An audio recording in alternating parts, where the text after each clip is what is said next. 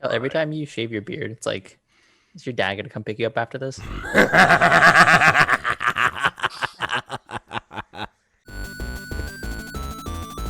You're listening to episode 244 of the Comics Pals. We're a group of comic book journalists and friends who record a podcast together because we don't talk enough about comics in our daily lives. From a gala to a funeral, Oh no, what happened, bud? my beard's gone. Oh no. Damn. What happened? I woke up and there was a hole in it. A hole in your beard? It was a whole hole. What in my happened? beard. Did you just find it that way? I just got out of the shower and it was there. I didn't know what to do. Just take a bite of your face? Like, what happened? I don't know. What So I I'm had to shave it. hearing is Kale's beard was in an accident. He had to take it out back and shoot it. And Oh no. that's hard, you know? Like no owner of a beard wants to have to do that. Terrible. Man, I don't think I've gone without facial hair for, I don't know, 7 years. Something like that. I just can't imagine. I can't imagine me without facial hair. I don't think I've ever seen you without it. You definitely haven't. Right? Yeah. Because like I've shaved mine a couple times for like Halloween costumes, and like it every time I regret it. Every single time. I do it regularly. I finally got the shape and everything I wanted. I mean, like I know, right? Marco's like, oh yeah, no, me and my facial hair. One day when Marco is able to grow a beard, he'll know what it's like to lose one. Well, when I grow up one day. He gets that. When you go through puberty, buddy, you'll get there. He gets that ratchet ass wannabe Tony Stark thing, and He's got the like pencil mustache right now. Yeah. Like he's like a French matador. It works perfectly fine too, right? So yeah, that's a thing. It's He good, does look yeah. good, yeah. welcome to the show. Thank you so much for joining us. We have an absolute jam-packed episode planned for you guys. Lots to talk about today. We're going to be talking about, first of all, we're going to be reading a lot of your comments, which I'm really excited about. We're going to do that in just a moment. But we're also going to be talking about two big trailers. Suicide Squad got its first major trailer, so I'm excited about that. Shang-Chi also got its second trailer, which was actually a lot more interesting for me than the first one. So Good, I'm excited to talk to you about it. Yep. Big Spider-Man news to get into. And then Donny Cates and Ryan Stegman have announced their next project, and it is not at Marvel. So lots of stuff in the news. And then our main topic today, we're going to be getting into the Warren Ellis of it all. If you've been on comics, internet, anywhere, pretty much any website, Warren Ellis's name has been in the lights again after a year's absence, and people have takes. So we have ours. If you want to follow and support the show, of course, you can do so by listening to our podcast every single week. Of course, this podcast drops every Monday. If you want us on social media, of course, we are the Comics Pals. Get us wherever you get your social. If you want to write to us, you can do so by writing to us at thecomicspals@gmail.com. While you're thinking about us, leave us a follow, a rating, a review, wherever you listen to your podcast. If that happens to be YouTube, make sure that you guys are hitting the subscribe button, liking the video, share it with your friends, and dropping comments in the comment section below. All of those things are free to do, and they help us out a lot more than they cost you. We've got book clubs on deck.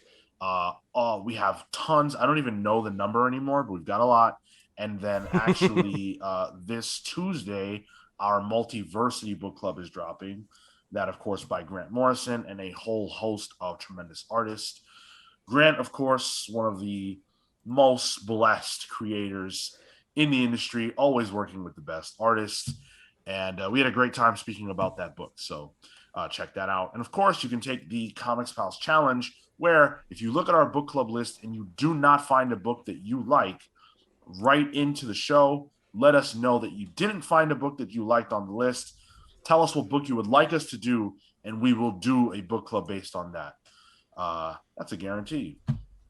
And of course, make sure that you guys are checking out our Loki review every Wednesday, our comic book reviews every Wednesday for Image and Sunday for the other stuff. And join our Discord server. Our Discord server is awesome, and a lot of awesome people are in it. So if you're awesome, you should be in it too. Speaking of comments, we got a boatload. So Pete, why don't you start us off on the comments we got on last week's show? Sure. So this first one comes from Pete Foltz, who wrote in and said, "What a fantastic gala you have here. Absolutely legendary." I appreciate that. Thank you. Thank you. I tried really hard on my costume. Me too. Son of a bitch. You son of a bitch. Hey, I gave you the win. Yeah, that's Yeah, true. I earned it. You know, I was thinking about it. I think I want to cut out everybody's outfits and make them into emotes on the Discord. At least Kale's. You know? hell that'd be yeah. awesome. I feel like that would yeah. be epic. That'd be really good. Good stuff. Yeah, thanks a lot, man. All right, so this next one comes from Trent Stewart, who wrote in and said, "Happy birthday. Always enjoy the show. Someone on the show made the statement, look at the new Swamp Thing, a 10-issue run at $50 for one story. What 13-year-old can afford that? Is it worth $50 for one story? People who look at pirated materials are not customers." So this says someone on a show, not someone on the show. And I think I got tripped up on this comment because I kept wondering who said this on our show. I don't think it was ours. No, I don't think it was. Okay. I don't remember us referencing Swamp Thing as a part of that conversation, but Yeah. First of all, thank you for the birthday wish. Really appreciate you. Second of all, yeah, I mean, you're absolutely correct on that, or they're absolutely correct on that. That's a lot of money when you really think about it. To get the full story of new Swamp Thing season 1, you have to drop $50. And that's a lot. Like, that's a lot for a kid. That's a lot for a lot of people. And you compare that to, you know, I don't know, having Netflix. You don't just get the one story, you get a ton of different stories for more than $50 in a year, but you have access to all these different things. So yeah, it's pretty tough. And if you bought the same Swamp Thing story when it was collected, it would not cost $50, or at least I don't think it will. Probably be about $30 cheaper. Yeah, But it wouldn't count to keeping it alive. exactly. Right. So Okay. And that's the unfortunate thing, yeah. right? Is that You don't think that would count towards the season 2? No, Really? like it would factor. yeah. But I think if the floppies didn't perform, the book would probably just get canceled before, like it would be canceled before the decision about, like before the final issue even dropped. If the numbers were not good, the series just would definitely not get a season 2, Okay. I think the only especially at DC. Yeah, and I think that's generally the case. I think the only way where that would not be the case would be if it was the kind of book, like we've seen that happen a few times, and maybe not at DC, but where like a book doesn't necessarily do great month to month, but then really kills it in the floppies and the collected editions, and then that helps it find second life kind of in a different format. But I don't know that would necessarily happen at a DC, right? I mean, Yeah, unless it was crazy successful. If the book overperformed in that format, then it's definitely a possibility. Yeah. Maybe they just do season 2 as a book, and and let it do what it was going to do in that market, and not bother sending it out to die on the vine. But you're pretty, that I think that's a possibility, but the examples of that happening are few and far between, right? But yeah, I don't know. I guess the idea of if it's worth it, it's up to you as a consumer, right? Like if you have expendable income and you love comics, then I would say yes, it is worth it. But it's also a matter of, to Sean's point, like not everybody has that money. Not everybody has $50 to spend. And if they do have it, they might want to spend it on something that's going to give them, more bang for their buck, not necessarily just in quality, but in quantity.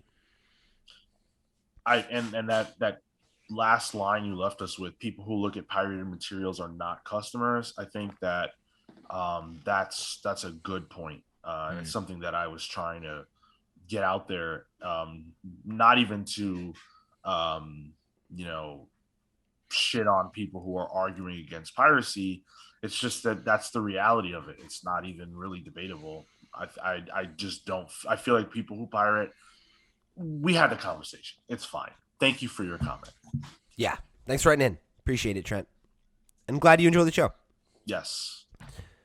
This next one comes from Garrett Harshman, who said, if you got the chance to co-write an issue of an ongoing book with a writer that you have interviewed on the podcast, what would you choose? P.S. We all already know Marco's answer. And I have to say, Garrett, before I even let Marco chime in, thank you for writing in with this random question of the week. Nice. Okay. All right. So, right.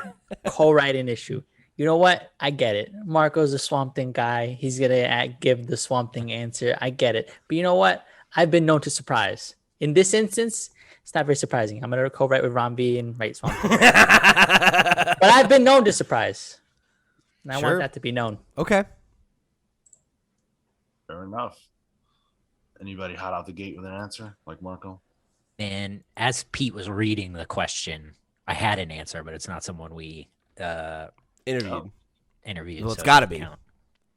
Well, there goes my second answer too. Fuck. So here's my thing. I thought of a couple, but now I'm looking because I'm thinking of people that we interviewed at conventions, but not on the show, and that doesn't count. So I've got to find an ongoing Who from have we somebody spoken to?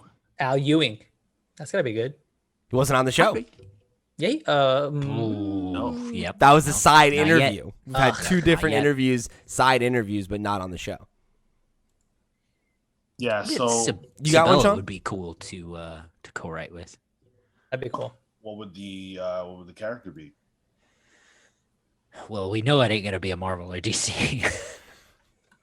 maybe he would bless me and let me do something on his B Crimes book. Sure. I don't think that's gonna happen. But okay. No, I don't either. Yeah. So I mean, of the writers that we've interviewed, the one whose style and thematic content generally speaks to me the most is Brian Edward Hill. Yeah. And I think we could do some really cool stuff. I mean, he could carry me through some really cool stuff. He would be cool to learn from too. Oh yeah. I was gonna give my answer. You shit! Don't interrupt me. Oh, all right. Thanks. I think we could do some really cool stuff on Black Panther, which is kind of a lame answer, but because we're both black. But I think we could do something cool on Black Panther, and also really, really would love to work on Batman with Brian Edward Hill. So we don't have to pick an ongoing that's ongoing right now. We're picking an ongoing to work on with them. Well, they're both ongoing books. Oh, okay. He's already working on those two books. No. They have to be working on it. This is an impossible to answer question. That's what I thought. That's why I was having it trouble just- narrowing it down. It's just of an ongoing book with a writer we've interviewed. Okay, that's a little bit easier. I wish Spirit was ongoing because I would have said Oh. Edward Hill with on a Spirit book, just knowing his stuff on Postal, like crime, noirish and stuff. Yeah, that'd be good. But I don't know. Yeah, I mean, they're. Go ahead, Pete. I have such a hard time like thinking about characters that I feel like I could really write well. You know? Like I had inklings of doing that when I was younger, but I kind of very quickly was like, you know what? I'm going to leave that to the professionals. That's why I'm an editor. Pete, Rom V, Spider-Man. easy. I mean, I would love that. I would, yeah. That's how, actually, you know what? And Rom said that if we're ever in England, buy him a drink and he'll, release all his greatest stories. I feel like we go to a bar, we start batting some ideas around. He does the heavy lifting, like you said, just carry me to a co-written by credit. I'm happy with that. That's how I'm getting. That's how I'm getting that credit, man. I'm gonna do it with pints. I have a deep cut. Okay. Ryan O'Sullivan Oh, on Justice League Dark. Oh, man. All right. Okay. That's great. Oh, you know what? If we're talking about this too, I'll bring in Plaid Klaus can come draw the Spider-Man book with me and Ron V. There we go. All right. Sure, that's hot fire. I feel like that comes together like That's it. That's not fair. We've only had one artist on the show. that's not true. No. Two artists. What about Rowan Ted? Yep. Okay, I'll take them. Ooh, that'd be good. That would be good. You know what? No, I'm taking them. You They're got on my that. book too. What are you working on the Thrice monthly Spider-Man book? Yeah. How many people do you need? Me and Ron All were right. trading issues. I'm gonna take Brian Edward Hill, Rom V, Ryan O'Sullivan, and myself for a Thrice monthly Batman book. Yo, all Like, right. this is insane. That sounds great. Get Plaid on that too.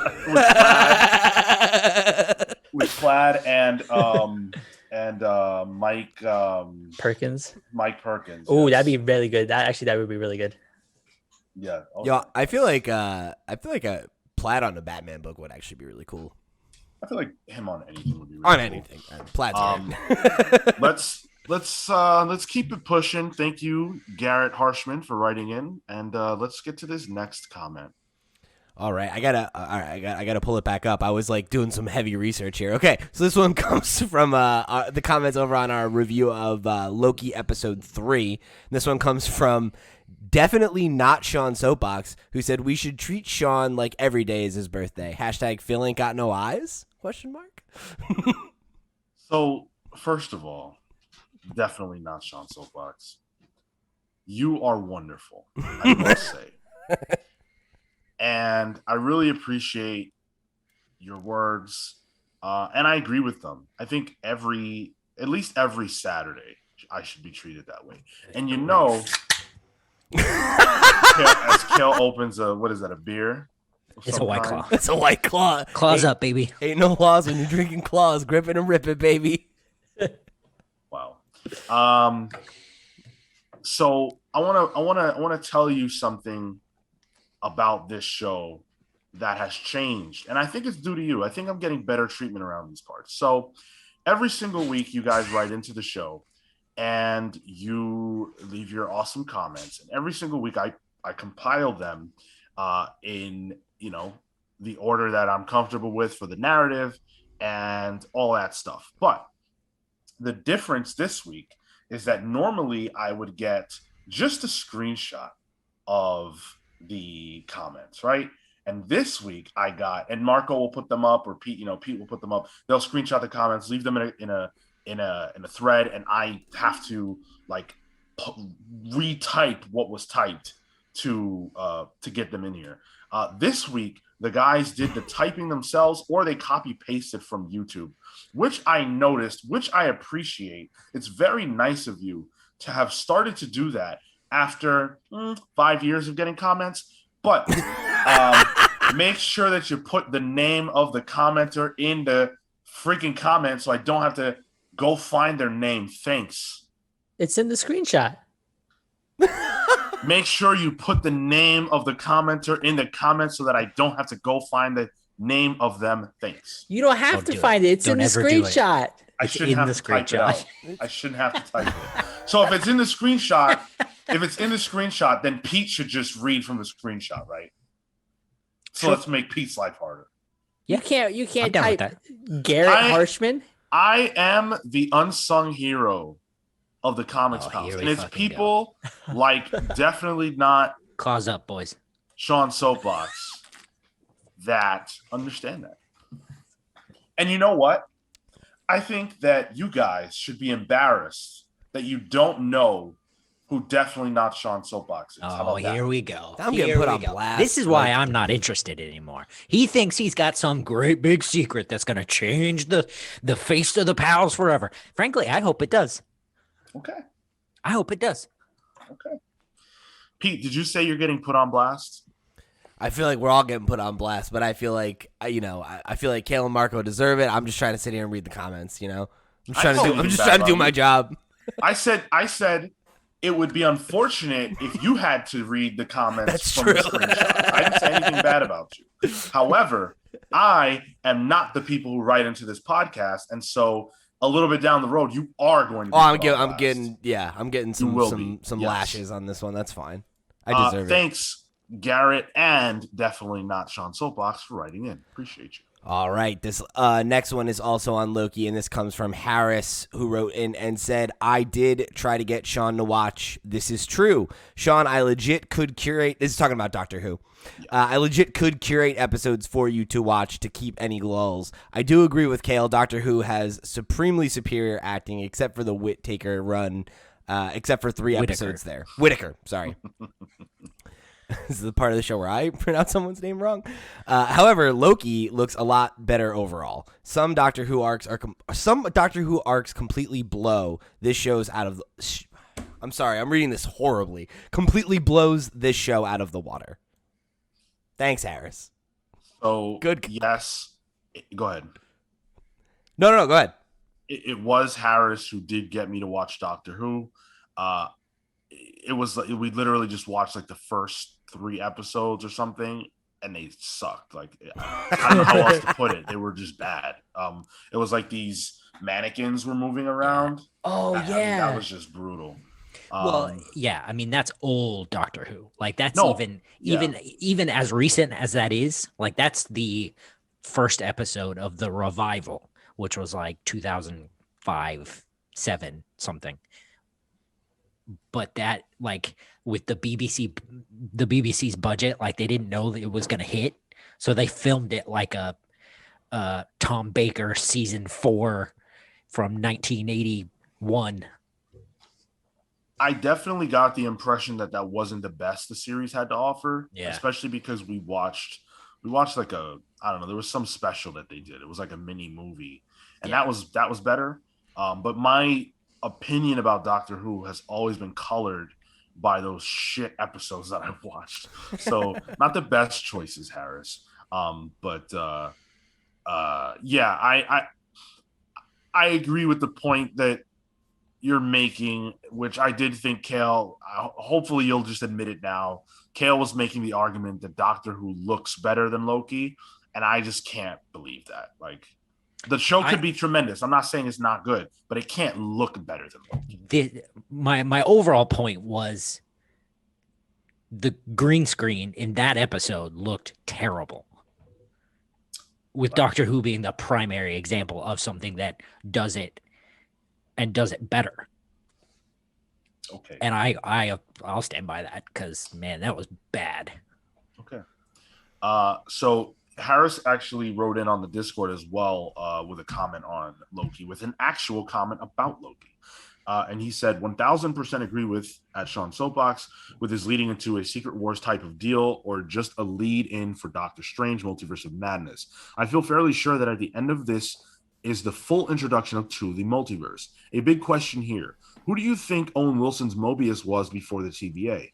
Makes me incredibly interested that all the people in the TVA are variants, and if most of them are awakened to who they were, how many take on some really unexpected roles? So first of all, I apologize because I forgot that was a spoiler-filled comment, so I'm sorry if I just spoiled any element of Loki for you.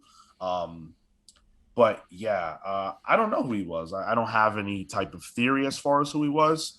And I'm not sure that I'm not to say that it's not the case. I'm not sure that that's the point of them being variants. I think it might just be more about the fact that that they're being lied to, essentially. Yeah, I think that you're probably right. But I do wonder because, I remember, I think it was on the episode 2 review that I hosted. We talked about how he is particularly interested in the 90s. Like he is into jet skis. He drinks this 90s soda. He mentions like specifically that the jet ski was like this perfect pinnacle moment in the 90s, whatever. Like I'm wondering if that isn't some sort of clue to who he was in his former life. But I don't know that necessarily means that it's a character that we know. that's all I'm saying. I don't think it's a character that's going to be relevant to. He's not going to be like, oh, in my former life, I was Moon Knight. I was Captain America. Right. Yeah. That would be cool if one of the variants was a character like that, though. Maybe not Mobius, but just as like kind of an Easter egg, whatever. Like that would be a neat thing. I don't think that's impossible. But I don't have any speculation. The front desk secretary guy, for sure. Definitely. He hangs out with Ant-Man. Yeah. Let's get into the comments about Spawn's universe number 1. This was rough. I gotta tell you. Y'all did a bad job. Yeah. I don't know. Yeah. All right. So I'll read them. And I'll start by saying this. I won't defend myself, but I did my best. And if you want, Pete, I can read these comments. Do you want that? If you want to, sure. I don't mind.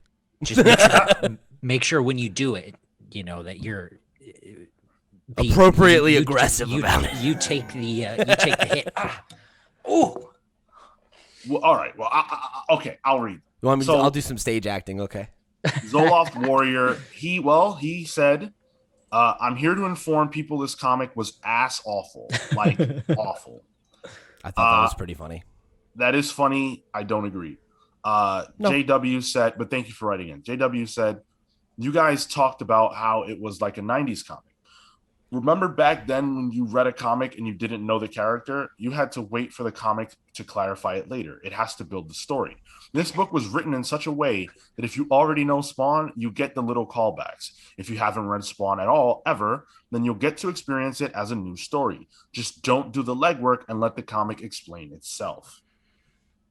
You know, back in the 90s before they invented story. Okay, so that's not what he means. I know. Okay. It's just funny. I've been sitting on that all week. I had to get it on the show. And yeah, like this is your second time saying that. I agree with him. I liked the issue. I thought it was really cool and fun, and I really, really wish I had been on the review to defend it. Because I think it probably is more my style than certainly Marco, Pete, or Phil. And we talked about it off the air. And I was into it. I thought it was enjoyable. But I definitely can see why someone wouldn't be. I don't know about ass awful Zoloft Warrior. Like that's a really intense. Like I think that's fucking harsh. Yeah. That's pretty harsh, man. So then Todd Ashworth said, been reading Spawn from the start. His origin is no longer relevant to his story anymore. This is in reference to Pete suggesting that his origin didn't come up, and why didn't it come up if the issue was supposed to be new reader friendly? Just like some kind of primer, you know, to give us like a catch up to like, here's who Spawn is, here's what he's about. Right, and then Pete went on to explain what Spawn was. I sure tried. He sure tried. I sure tried. That prompted the following comments. Gilbert Ramirez said, Spawn was not a cop. He was a government hitman. He was burned alive by his boss. Would be nice if you could review some books. This video hurts. Peace sign. I like the peace sign. I know. I appreciate that. Yeah, I wish you would fucking read a book. Yeah. Review some books. Yeah. God. I mean, I review lots of books, just not Spawn. So. That sounds like a suggestion. Read a Wikipedia article. Yeah. The funny thing is that Pete was reading a Wikipedia article. He was, or at least he was doing some type of research to know about the gorilla dude guy. That I looked up. Yeah, okay, that I looked right. up. The other stuff was stuff that I was rattling from my brain from me watching this movie when I was like 11 years old. And I was like, that's what I remembered being the case. And I was so off base. Like, so off base. It's so bad. I listened to that, dude, and I was just like, oh no, man. Like, all of this is wrong. I was like, where did you get cop? Like, I don't know. I remember him being a cop. I don't know why. And his wife didn't even like have any beef with him. He died. I thought he was framed after he was dead. That was the thing. They framed him for some crime. I guess I'm thinking of some other movie that I probably watched around the same time. I have no idea where I got that from. Well, where'd you get the rogue demons from? Oh, I don't know. Because the video game, I guess. Louis Portilla says none of that was in there because none of that was true. He wasn't a cop, and his wife didn't think he was a scumbag. The part about rogue demons, yeah, that wasn't a thing either. I don't know. So he came for Pete pretty hard. Oh, that's fine. I deserve it. It's okay. We take the negatives. It's fine. We appreciate it. It's not the first time that any one of us has gotten something wrong. I gotta go comment back and say thank you. Or not. The last time when the dude tried to come for me on the Radiant Black, I roasted him. So if you feel like you want to do that, you can. However, I would say you were so wrong. Yeah. You should probably just let it ride. No, I'm not gonna roast anybody. I was totally fucking wrong. Yeah, I literally I was trying to think of when I watched this movie. Right, I was like, when's the last time I've seen this movie? And I think I figured it out, and I'm pretty sure I was 11 or 12 years old. I'm now 28, so probably could use a refresher.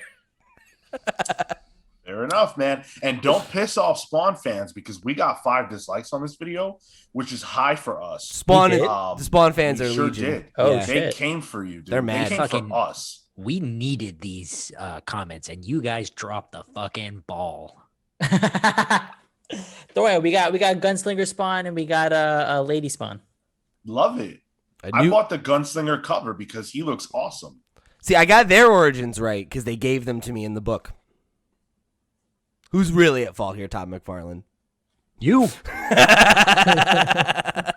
No, it's still me. It's still me. Thank you all so much. This is 30 minutes into the episode, and all we've done is read your comments, and that's really cool.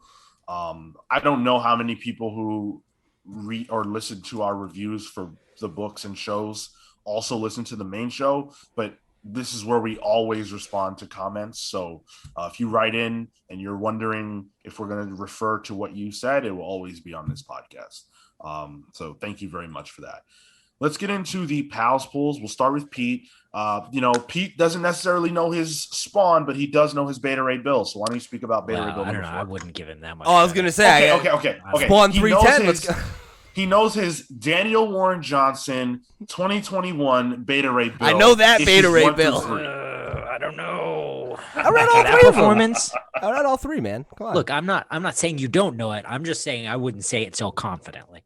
I'm confident in Pete. I think he knows his stuff when it comes to Beta Ray Bill 1 through 3, 2021, Daniel Warren Johnson. I do know my stuff about this book, and I can tell you that this book kicks ass. It's very, very, very good. We've reviewed every single issue here on the show, and I don't think any one of us has said that it doesn't slap. I think it is going to be a clear contender later this year when we're like looking back and thinking what were the best books of the year. I think Beta Ray Bill is going to be in that conversation. And even if it's not your favorite book of the year, I think if you give it a shot, that you'll find that it speaks to you on some level, whether it's script, whether it's art. Across the board, it's really, really a strong book.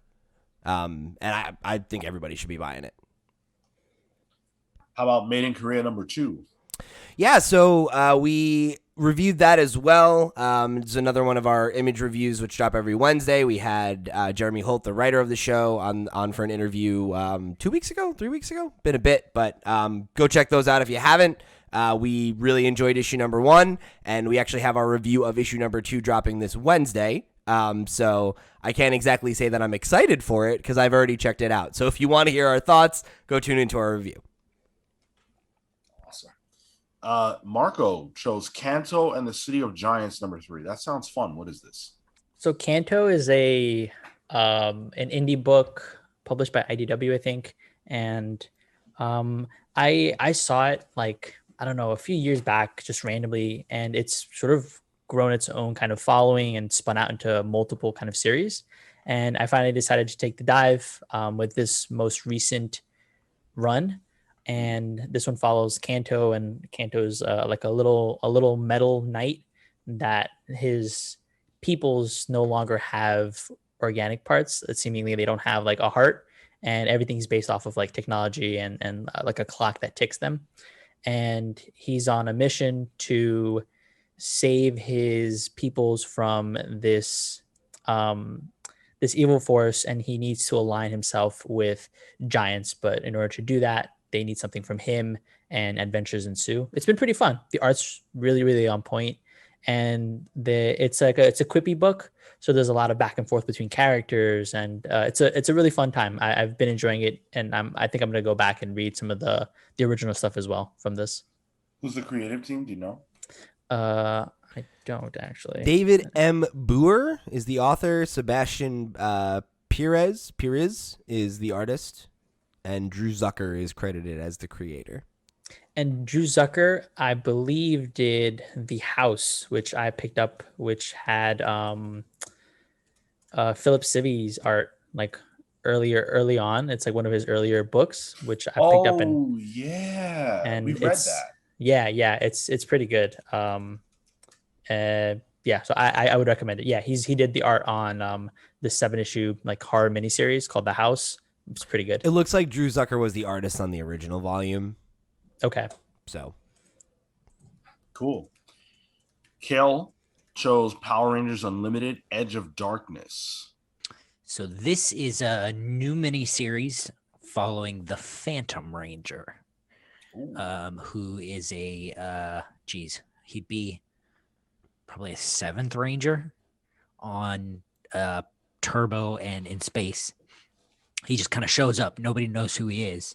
And supposedly this is going to be a mini series that affects what happens in the Power Rangers line here soon. But I think we might get to find out who he is, which is real cool. But it's being written by Frank Gogol, who, if you're an Image fan, he put out a book called, Marco, help me out here, Gogor? No, Gogor? No. He Isn't did he Giga? No, he that's, did Pac- Dead End. Pac He and did Hill. Dead End Kids. Okay. Gogor was Ken Garing. Yes, I love Ken Garing. Ken Garing's great. Oh, my mistake. Then I don't know who this guy is, but I'm going to pick it up. Well, he did Dead End Kids, and I forget who the publisher was, but I remember Dead End Kids getting like a lot of press, being pretty good, and it got a second series, I believe. I thought it was weird that he would name a whole book after himself, but I'm not one to judge. Anyway, this looks really cool. I'm here for it. Yeah, Source Point Press, Dead End Kids. Love Source Point. They're good guys. You also chose Usagi Yojimbo Dragon Bellow Conspiracy. Now, y'all know I love some Usagi Yojimbo. There are two things in the world I love: Power Rangers and Usagi Yojimbo. And my wife. But the Dragon Bellows Conspiracy is the Usagi Yojimbo story. It's the one that's like the most thrilling. It's the one that comes to a really good conclusion, whereas the rest of them are more anthology and episodic. This is like a whole thing, and it's one of the only times that Stan Sakai does this with Usagi, and it's insane. So IDW has been re-releasing some of the best Usagi books on in color, and I think this is going to be one of those. So I'm gonna pick this up. Well, I think I am too, because that sounds really cool. Also, just quickly, friend of mine, not a friend of the show, but somebody I went to school with, Rossi Gifford, did a cover for Usagi Yojimbo number 22, like this week or something. Cool as hell. Try and go pick that up. It looks great. Nice. We should do a book club on that. Man, we got a list of book clubs as long as your arm. Yeah, whatever. We already said we're doing the show for like 1,000 episodes. We're good. We'll get to it eventually. I don't know. I chose X Factor 10 This is actually the last issue of X Factor. I've said before, I read the first issue of X Factor and I didn't really enjoy it. I understand that Leah Williams has a lot of fans. For whatever reason, her work just didn't connect with me. But this is the last issue, and this appears to be where we're going to find out who Magneto kills. Or at least he will kill someone in this issue. The solicit says, the last dance. At the Hellfire Gala, secrets will be revealed. Vengeance will be had. And someone's number is up. You'll never guess whose. Hi, boys. No. Yeah, I'm pretty interested in what the answer to this is going to be. I feel like I have an idea. I don't think my idea is correct, but Do you want to say it just in case it is? I can't explain why I think this way on this episode because it would be a spoiler. But my answer is Scarlet Witch. Oh, me too. Okay. Okay. Yeah. Interesting. Yeah. But that's probably wrong. But that's just what I feel right now. I don't know anything about what's going on in X Factor other than the fact that this is the end. But yeah, I just want to see what's going to happen. So yeah, Cool. Hellfire Gala has been awesome so far. And I'm not picking up every single book, but the ones that seem relevant, I'm grabbing. Let's jump into the news. We've got we're gonna talk about the Suicide Squad trailer. So I'm gonna go ahead and share my screen. Take the host. Thank you very much. And if you happen to be watching on YouTube, then you will get to watch this trailer along with us as we share our thoughts about it. Oh, wait 1 second. Yep. There we go. Okay. All right. Sorry for the black screen there for a second, folks. That's all right. Let's go. Here we go. So this is the first time we're really seeing like relevant anything from the movie. Notably, Idris Elba is not playing Deadshot. He's playing Bloodsport. Was this the first time we saw that? Because I thought it was confirmed that he was Deadshot. He's absolutely not Deadshot. Did we just think that though? Like We thought that. Okay. We thought he was being recast into Deadshot, but they're keeping the character open in case Will Smith comes back. That makes sense. But the story of the character appears to be essentially the same. Yeah, right. Fuck is that gold guy? So many different characters. Like this trailer is moving fast, and they've shown like 10 people already. Yeah, when you're like on this helicopter or whatever, too, you're like, oh my god, yeah. There's a ton of people on this thing. This was I like this section. This was cool where they're like joking about the weasel and whatnot. Yeah, Man, it's I not hope a we don't werewolf. Yeah. I hope we don't have to sit with fucking Pete Davidson through this whole movie. I was telling my girlfriend that if he's not the first character to die, I'm not going to like the movie. I really just can't stand him. Yep. He's got to go. It's so funny to Do me. Like not a want lot of him. people really, really, really hate him. Yeah. I don't have a strong opinion about him either way. I like him. John Cena killing it, I think, in that little comedy shot there. I'm really Oh, excited Peter to see Capaldi. Oh. Cena in this, especially because I thought he was gonna die right away, and now it's like definitely I feel like he's gonna be one of the main players, which is cool. Yeah, I'm into it, man. I don't know how much screen time he's gonna have, but I think it's cool that he's here. Is that just James Gunn's thing? He's just like, I'm just gonna take wrestlers and make them movie stars. Why not? Yeah. Like John Cena's been in movies, but Hey, I played that level in Uncharted. What do you guys think about the trailer, though? Like, how do you feel about what we're seeing here? I like it. It looks fun. Yeah. yeah, I think that's the right word for it. Like it just feels like it's gonna be a good time, you know? And like I think that's kind of predictable, I guess, right? Like James Gunn, we know what he can do.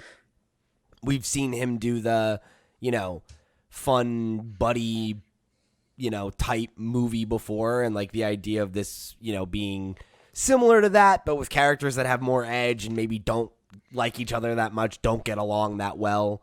I can totally see how this comes together to be a really, really fun movie. That maybe you don't get like super, emotionally invested in or anything like that, but that it's like a movie we all walk away from thinking like that was hilarious, and like and walking away feeling pretty high on, I think.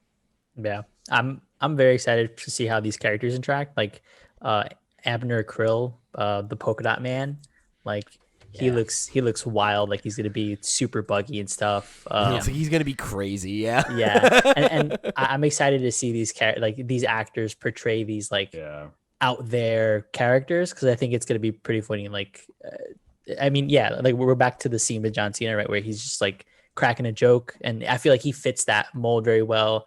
Abner fits that role pretty well.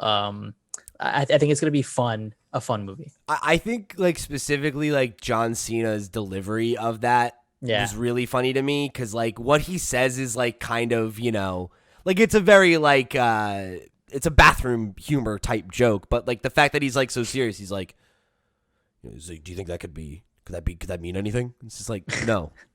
No. Does that mean butthole? What an idiot. Yeah, and it's like okay, like if that's the vibe this movie is going for, I think that's the right vibe.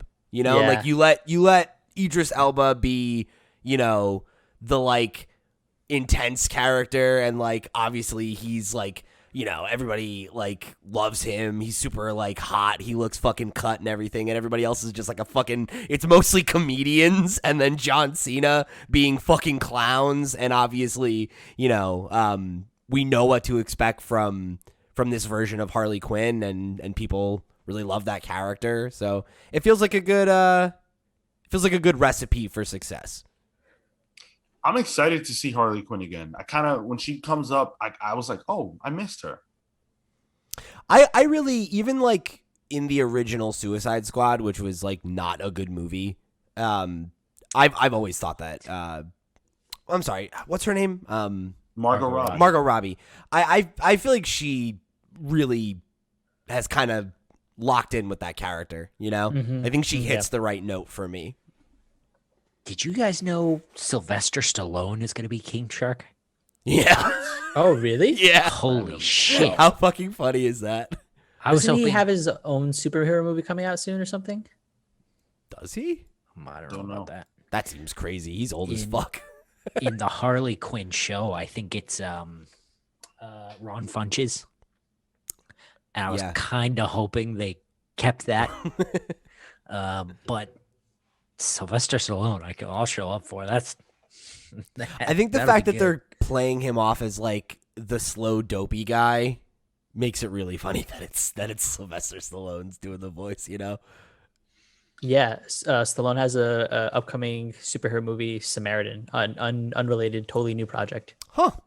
Yeah. Actually, now that you mention it, Victor Dandridge brought that up, I think. Yes. Yeah. Oh yeah. I do remember that. Yeah. Oh, all right. Yeah, so this is cool. We don't have to wait too terribly long to see it. It'll be out in August. Wait, really? I believe so. Wow. So not too bad. Oh yeah, August 6th is what IMDb says. We're gonna go see a movie. Wow. Yeah. So I'm into it. I like the first one well enough. It has a lot of problems. It's probably not objectively good, but I was okay with it, I guess. But the cast is superior, I think, and I also think that James Gunn wouldn't have done this if he didn't have something to say. And he's obviously very talented, and we like what he does. Not that there's anything wrong with the original director. It's just that was a mess behind the scenes. You can't even like call that his vision. Right, Exactly, like it was like chopped and screwed and like made into a different movie. Like it, I don't know. We need the air cut. We need the air cut, guys. I'm That's down. what it is. Let's get it. I think I'd genuinely be more interested in that. But Sean, can you go to the end where the credits are? I thought I saw Zack Snyder and his name Yeah, he you very did. well I may saw it have. too. Yeah. in the credit scene. I think. Still executive producing. Probably Like a a producer, producer. yeah. Yeah. But that's so Yeah. He's the executive producer there. yeah, that probably like is because Of a deal they made years Yep. ago. yeah, Sure, exactly. Yeah, Zach and Deborah Snyder, they've been EPs on everything, right? Mhm. Yeah, exactly. Every movie that they've put out, I'm pretty sure they've gotten that credit. Wow, what? Is James Gunn the only credited writer? Did he just write the whole script himself? As far as I know, that is the case. Damn, but, what a dream. They often don't credit the people who wrote the earlier drafts. Yeah. If they were asked, that all gets weird. So yeah, but he very well may have. Yeah, you're right. They might credit them like in the credits, but not on the poster. Yeah. There's a million IMDb. names on this thing. IMDb only has him and the creator of the Suicide Squad. There Wow. you go. So yeah, I guess so then. It was a very personal story for him. He said a few times now. So I mean, he's also, a creator of his caliber. I'm sure that maybe that was like a condition he floated. Like, let me write it. And they're like, yeah, whatever, fuck it. Let's get into Shang-Chi. So I've notoriously not really enjoyed what they've shown so far for Shang-Chi. This trailer, I feel like, was better. It shows off some cooler stuff. We get to see the Mandarin. Yeah, I think I like that we get to see more of him because we get to understand that, okay, this is going to be like a father-son sort of story. Right. Less so he's like looking for him kind of situation. It's more like, how do you deal with whatever as a child I dealt with kind of. And I thought that was compelling. I've been into the trailers mostly because of the kung fu action stylings and that. So I think this trailer does more to solidify a lot of that, but also gives an indication of, okay, this is also going to be like potentially a heartfelt story at the core. And I trust Marvel enough to be able to deliver on that with the action. Yeah, I like the action. I think the action was a lot cooler here for whatever reason. It just spoke to me more. I don't like the Mandarin. I just can't get with this. This is such a departure that it's not the same character at all. Like, he's not wearing rings. He's got bangles on. He has a completely different personality. He doesn't look right as far as the Mandarin goes. I'm really bummed that Marvel continues to do this, where they'll take a character who has a clear history and just completely warp it. That was cool. And this is pretty cool too. Look at that, man. Was that dragon? Fin Fang Foom? Was it? Okay. That's what I was thinking. They say. Yeah. It's unconfirmed. That's Man. Abomination though. Fin Fang Foom in this Oh, movie. fuck. I didn't realize that was Abomination when I watched this the first time. Damn. Yeah. That's yeah. cool. This is Yeah, about that's to be the Abomination. best movie in the MCU. If We're Fin out here Fang bringing Foom's back in this old movie. villains, huh? Yeah, but it seems like he's a cage fighter now, which is super random.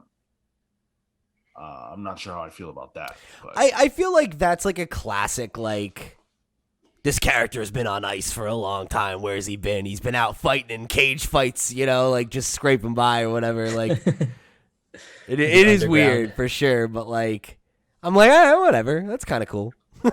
I wonder if the original actor will be portraying him again, or if they're only going to show him in his Abomination form. I bet you they'll only show him in his Abomination form, and either way, it could be the original actor, but if not, perfect opportunity to recast, right?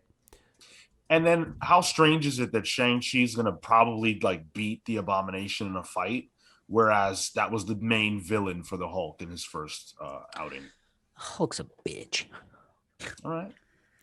I feel like I get what you mean in that regard. I feel like for me that does feel like a way to kind of like establish his power set, right? And be like, well, here's where he ranks. Like, he can, he packs a punch, right? He can hit this guy that the Hulk, had to fight. Yeah. Because it wasn't like the Hulk struggled to beat Abomination a ton. Like, it's definitely a fight. It's a fucking fight. But, like, What? he whoops his ass. Like, I'm pretty sure he got smoked the first time they fought each other. yeah, but then when they go and fight and level that whole block, he's way more pissed off and he just fucks his shit up.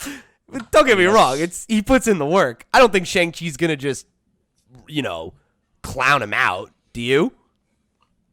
Yeah. No, but I think he's gonna win, and that's really odd. Okay. I can't catch it. It's okay. I just Oh saw wait, it. that's that- Wong, isn't it? Yeah, that's Oh. Wong. That's Wong. I'm sorry, it's Wong fighting Abomination, not That makes Shang-Chi. sense. You're absolutely right. Because he does the. So yeah, Abomination's definitely gonna get whooped. Yeah, there's That makes sense too, it's right? So hard to catch. Is Captain that- America's shield is somewhere back there. Is it really? Really? Yeah. I can't catch it. It's Can you do so- the period thing Yeah, I'll try that. to go frame by frame? Mm-hmm. There we go. Let's get a little closer. You saw it? No. I just mean like we're going frame by frame now. Yeah. We're going frame by frame. See it right there? Right. Oh. Yeah. Holy yeah. shit. Mm-hmm. I don't understand where they are that they would have that or how they have it, but that's the shield. Yeah, I've seen especially. a cleaner image of it, and it's like definitely. It's definitely is it like definitely Cap shield? Could it be like a rip-off shield that's like Well, for another character, but it's Captain America's shield. Like, Whether it's or got not the it's star a and everything. Duplicate, yeah. got it. Yeah, because I was wondering like maybe it's like because like what's his name, the character in Black Widow, like he has like a shield that's Red like Guardian, styled yeah. off of Cap's, right? Like It's probably the shitty one John Walker broke. something like that, maybe. Who knows? Yeah. But yeah, anyway, I think the trailer's cool. I'm still not excited for this movie. I don't know what it is that's not appealing to me, but I'm gonna be there opening day anyways, so whatever. I don't have to care about the trailers to ultimately end up liking the movie. I'm with you that I really like this trailer. I thought this was better than the last one, even though I really liked that last one. I feel like I'm getting wait, a better was that sense Michelle for Yeoh? the kind of the totality of what they're going for now, and like what Marco is putting down. I definitely feel like I'm here for it. I definitely like that. The action and like the fight choreography and everything being a little bit more like practical, a little bit more like closer to the ground, like what we're used to seeing in like the Netflix shows is cool because there aren't a ton of MCU characters that are at least like leading characters that do fight that way. So like I'm into that. And also just in general, like it being something that I'm not super familiar with and that like is going to be a fresh, vibe, like there hasn't been an MCU movie that's like a kung fu movie, right? So I'm excited, I think, for it probably more than any of the other movies on the docket, except for, Spider-Man, for those reasons. So I'm excited to see how I feel about it once we actually get to sit down in a movie theater and watch the dang thing. Is it only in theaters? No, but I think I'll probably try to go see it in theaters. Is it confirmed that it'll be releasing on Disney Plus? I'm not sure. Okay. It might say it here, actually. Because it said it on the other one, the HBO thing. Yeah. Their deal is confirmed throughout the year on Right. HBO. Disney seems to be operating on a case by case basis. So, but yeah, Could go either way. exactly. All right. That's going to do it for our conversation about the trailers. Let us know your excitement level for these movies. Those are kind of like the big summary movies that we're getting from both camps, Black Widow and Shang-Chi, and then Suicide Squad from DC. So pretty cool. Let's now talk about the X-Men. So if you are reading Way of X, and this is a spoiler for what's going on over there, so if you don't want it, skip ahead. If you're reading Way of X, you know that Onslaught is on the horizon. Hell yeah. Yep. Marco's favorite storyline is the character, the titular character, is being brought into the modern age through the Way of X book. And that's even relevant in the most recent issue. But now we know that there's going to be a one shot that deals with Onslaught. It's called the Onslaught Revelation. It's going to be by the same creative team that's on Way of X, Cy Spurrier and Bob Quinn. And it looks as if we're really gonna get legitimate Onslaught. Like even the cover has Xavier in a rage with Onslaught appearing as like a what's the word for that? An apparition? Is that a good word for that? Sure. A ghost of some kind behind him. Yeah, apparition's good enough. Yeah. Thanks. So this is pretty cool. I don't know what to think about the fact that they're bringing Onslaught back. I love Onslaught. I really do. The story, never read it, probably never will. But the character design, I think, is amazing. I love the concept. I'm a sucker for all that type of stuff. And Jonathan Hickman is essentially, with this run, he's doing a very Grant Morrison-esque thing in which he's taking all these different things that are from the 90s and the 80s of X-Men history and kind of integrating them into the now, with Inferno, now with Onslaught, all these different things. I think it's super cool. How do you guys feel? I'm mixed because like Onslaught is during a period of tension between Xavier and Magneto, and right now they're pretty in line in terms of what their overall goal is, and they're obviously very like secretive of it. So I don't know how they're going to fit that in narratively because the whole thing was that like an evil piece of Magneto manifested in Xavier, and that's how Onslaught was born. And it's also interesting because then I don't know to what extent Xavier has been driven by this character, because that was another point within the event, is that his personality had changed. He'd been doing things differently, and we don't know at what point Onslaught inserted itself. And it very well could be a reveal that Magneto managed to manifest Onslaught within Xavier. I mean, and that's why they've been so close together and in cahoots and are able to plan this stuff out. But now his psyche is breaking. So that these were like some of the things that I was thinking about as I was reading Way of X, is like how does that integrate into where the X-Men are now? Because that has to be explained and has to have some sort of impact into even the stuff from House of X. I mean, we've been talking about from the beginning how we thought that Professor X had some sort of, sinister motive. He's moving in different ways. He seems a little bit more villainous. I'm wondering if maybe that's going to play into it in some regard. Yeah. And if it is, I'd have to see how it's executed too, because it depends. I'm mixed on that. So I think that they're going to go a slightly different direction. If in fact this version of Onslaught that they're going with is gonna come out of Magneto and Xavier specifically, and is not something that just exists independent of them at this point, which is the vibe I got out of the most recent issue of Way of X. If that's the case, his existence will be based more on the combined hubris and power of Magneto and Xavier, and not necessarily the evil of one or the other. I think that it's kind of almost like a cautionary tale. They are genuinely extremely powerful, but that comes with a cost, and we've seen what that cost can be before with Onslaught, and the risk of them, leaning into their arrogance that's the vibe I get. I could be absolutely wrong.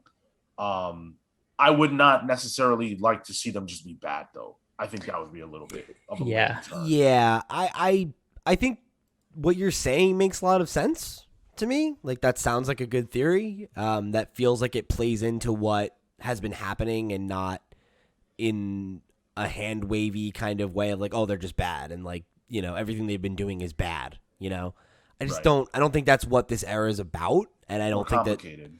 Yeah, it's a lot more complicated than that, and I think I don't think that feels like what Hickman would be driving toward with all of this, right? Like, you know, that would be pretty revealing about some pretty negative things about his politics, I feel like. But yeah, I don't know. I think it's going to be a little bit more nuanced than that.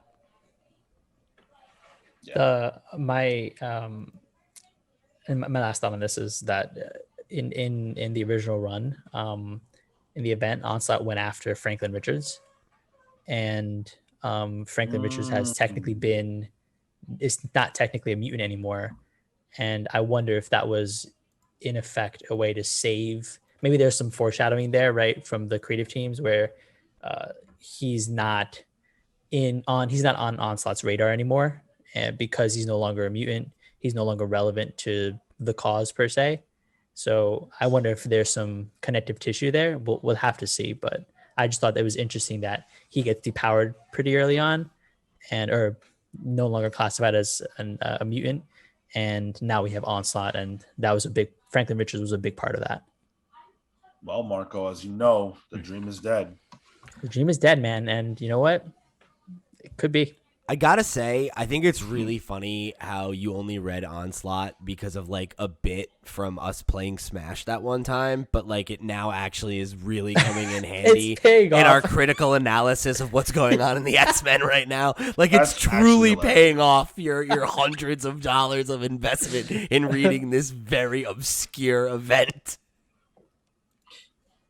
So I just went on the Wikipedia page for Onslaught because I wanted to see what game it was that he was in, and it was Marvel vs. Capcom 1. But actually, this page is revealing something that I guess I missed. So it says, and you know, this is Wikipedia, so it could be wrong, but it says, okay. After recruiting Nightcrawler to rescue his mind from the device that trapped him, Legion confirms to Nightcrawler that the Patchwork Man and the signature he encountered in his mind are one and the same, and that it belongs to Onslaught, the evil psionic entity born from Xavier's darkest self, somehow restored by Project Orcus. So, according to this, Onslaught is being brought back by the organization that is filled with humans from various different groups that have banded together to destroy mutant kind and protect humans. Interesting. I think somebody threw that theory out because what's that guy's name? The Gilgamesh? No, the big robot. Nimrod. Yeah, that was pretty close. Gilgamesh. Listen, it's all Old Testament. I almost called him Gilgamesh again. The Nimrod armor, I mean, looks like Onslaught, or at least looks like Onslaught in the picture we get of him at the end of Way of X2. I'd have to. I feel like we have to reread Wave X #1 because that's where they save Legion and his brain and all that stuff. Yeah, I feel like we should reread it. No, that was 2. Was it? It was No. 2. You're correct. Oh, was it? Okay. Because 1 was all about Nightcrawler and his moral dilemma. And at the end, we get, I think the tease there is Legion. Yeah, I see. Okay. Yeah. So yeah. I'm super into it either way. However they go, I want to see Onslaught, and I trust the team to deliver a story that's not cheap. Yeah, that's all that matters. I think so. Ben Reilly's coming back. Let's go. Spider-Man news. Talk about cheap. Oh, damn! Shots fired. So there's a lot to talk about here with Spider-Man this week. Marvel dropped a bombshell. They're bringing back Ben Reilly, and he's going to be the primary Spider-Man. He's going to be Spider-Man in the mainline story that will follow up on Nick Spencer's run. And it appears that Peter Parker is going to die. And that's how we will usher in the era of Ben Reilly. Got a movie coming out, so perfect timing, fits. right? Yeah. And like not they need only help, like they need help selling a Spider-Man book.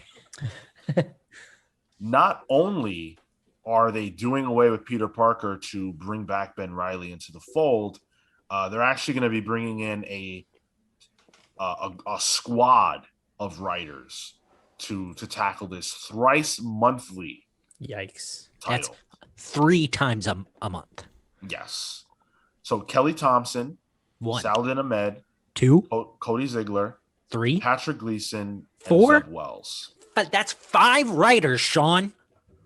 I think isn't Gleason and Zeb, aren't they? Well, Gleason's an artist, right? Or does he do writing as well? Gleason does both.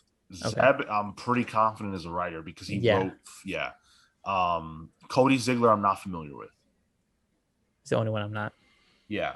So we don't. I guess to be fair, we don't know what role Patrick Gleason is going to take.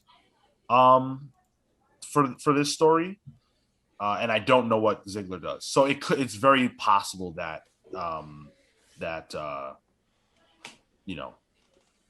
they might be the artist behind this. Sure. But it seems as though Zeb Wells is the main writer and everyone else is like assisting. This is cool. I'm excited. I genuinely, when I was reading Onslaught, they had a few crossovers with Spider-Man, and it was Ben. And it was Ben. And I'm like, who's this dude?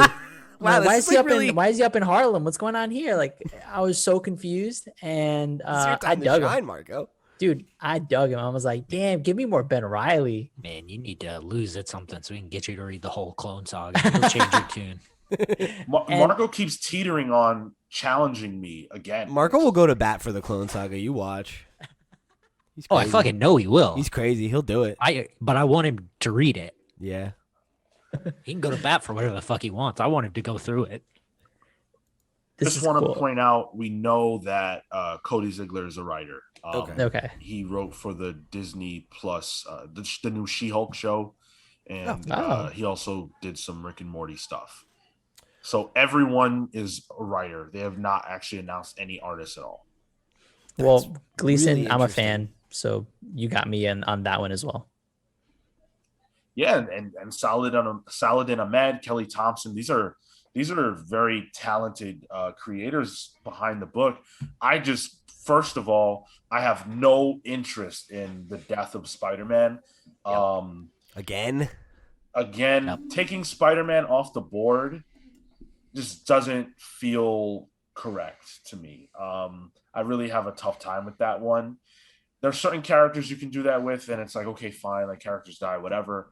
But Peter Parker is just not one of those in my mind. The Ultimate Universe was perfectly okay because that was, kind of like a natural story that was unfolding, and he was really dead. Like he was gone forever, and they had to move on with Miles. And I think that was all brilliant. In the mainline Marvel, I just feel like Peter Parker is such an important character that I'm not down to see him gone. And Ben Reilly is personally not someone that I don't care about Ben Reilly. I think it's just happened too much in recent memory too. Like granted, like the events where it's happened are a few years removed at this point, right? Like you think about Superior Spider-Man, that was like what, 5-6 years ago now? I completely forgot about Superior Spider-Man. I did too. God damn, I wasn't even counting that. Oh, yeah. Okay. Yeah. I mean, that's one of the major developments in recent Spider-Man history, right? Somewhat recent. He dies during right before Civil War. That's the impetus for him getting the Iron Spider suit. He dies, but he's like almost instantly resurrected. Yeah. In the fight with. Yeah, go ahead. It was a thing, and it sold, and it was all lead up to Civil War, but it happened. Either way, right? You've had multiple storylines that hinge on Peter's dead. Someone else is going to be Spider-Man. And it's just like, okay. It's so funny hearing you guys because like I'm like, oh, Peter's gonna die and Ben's gonna come in. Hype. Because Man. I've never experienced that. Right. So Yeah. You this is sweet gonna summer child. this is gonna be rad. No, you're gonna when this is over, you're gonna be so jaded. He's not gonna read it. Like, it won't doesn't read even matter. Oh, yeah. You're going to read a No! thrice monthly Spider-Man book. Yeah, that's a lot. Come on. 5 writers. And to Marco's point right there, what's the price of this? If it's $4, I'm out instantaneously. Oh, Three bro, can you issues a month imagine? at $4 with Yeah. 5 different writers. It's like, come on, guys. I'm cool on that. Yeah. Like, I think that's the biggest thing that makes me feel kind of like whatever about this is that like it's one of those paragraphs in a news story where every single sentence you add on, I'm like, oh, it's worse. And that's no shade at the creative team. Any one of these people writing it, I'd be like, cool. But like all of them, it's like, really? Well, all of them have the chops to carry a Peter Parker book. And it's like You know? that too, right? Like it's like, I know it's still going to be Amazing Spider-Man and everything, but it does feel kind of like, oh, all right. Well, this is their run on Amazing Spider-Man. They're sharing it with 6 other people, and it's not even Peter. And it's like that kind of sucks. Like I'm annoyed that Miles isn't getting the main title. Like I don't get it. Like Ben Reilly is not a thing. Like, if you're gonna kill Peter and pass the title to someone else, why not Miles? And I feel like probably the answer to that is that they want to have a Miles book and an Amazing Spider-Man book and have both of them, be successful and make money. And that like you probably worry that if you put Miles on Amazing, are there people that then want him to stay on Amazing? Where does Peter go? What is that? It's like all these things where it's like, Yeah. you just said you can't do that though. But they did it. They're doing it anyway. So if they're going to do it, they might as well put Miles in the main book. This is the 10th anniversary. This is 10 years of Miles Morales. 2021? Yes. Huh. And Yeah. that's hype. Okay. Oh yeah. So why not you know how they're celebrating that? They're giving him a new costume. Oh Like- man, it looks bad. Weak. That's so trash. Like, give him the main book. I don't care about Ben Reilly. Like, I'm sure there are people who do whatever. It's fine. There's nothing wrong with caring about that, but I don't. And I'm sure there's a lot of people who would love to see Miles take the main role. And by the way, people will buy Amazing Spider-Man if I'm Spider-Man, okay? So it doesn't matter. Just put Miles in it. Like, put Miles in it and then do another book called Ben Reilly Spider-Man. Yeah. Or Spider-Man, But Amazing, I feel like you give Miles the bump. That's how I feel. I feel like you give it to him for the whole year. That's his 10th anniversary, right? 12 issues. That way, like forever. Fuck it. they won't do that. Well, Whatever clearly. it is. But they did it. But here's my thing, okay? They did it for Winter Soldier, okay? They did it for Falcon. They even did it for X-23. She already had an identity, and they made her Wolverine, and the main title was called Wolverine with her in it. Yeah. Why not Miles? It's bullshit. Yeah. It's bullshit. Can I read what Please. Nicolo said? I guess it's his story pitch, but like I don't. He says this is from the CBR article. He says the whole point of working on Spider-Man is trying to put new unliftable weights on top of him: physical, metaphysical, emotional, psychological, and seeing if he can lift them. But what if that weight truly is too heavy? What if someone with the exact same skills and formative years could do better? Ben Reilly is back, and with Aunt May and Uncle Ben's lessons in the back of his mind as well, he's here to step in where Peter Parker failed. Can he accomplish things the original Spider-Man never could? These questions are what sold me on this story. Boo. I gotta say, they're not selling me on the story. Yeah, boo. It's just It's I bad. don't know. I don't like feel that. like I don't feel like there's heat there. It's not to me, it's not exciting. It's not like, oh, Yeah. wow, that's a crazy pitch. Like, what is that really what Nick Lowe heard and was like, oh my God, I have to, What if Ben Reilly was better than Peter Parker, even though they're basically the same guy? Well, and that was the original fucking Ben Reilly pitch. Right. Well, no, and the thing that was interesting about the original pitch was that it was like, oh, Peter might be the clone. Yeah, right. It was, But you yeah, there took was all the the, whole. there's no air left in that balloon. But like the question here is, oh, what if Peter Parker can't do it?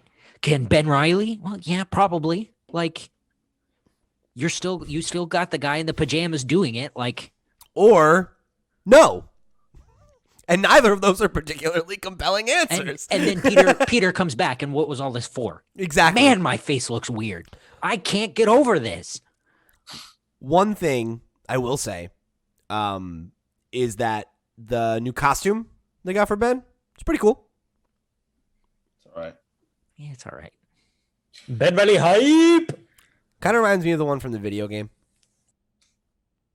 Worth pointing out, they're also killing Doctor Strange this year, allegedly. Right. Mm-hmm. Which Oh, is that's like, right. Got that Yeah. movie coming out. we got to lean on all these things at the same time. I don't, and yeah, it's funny because, go ahead.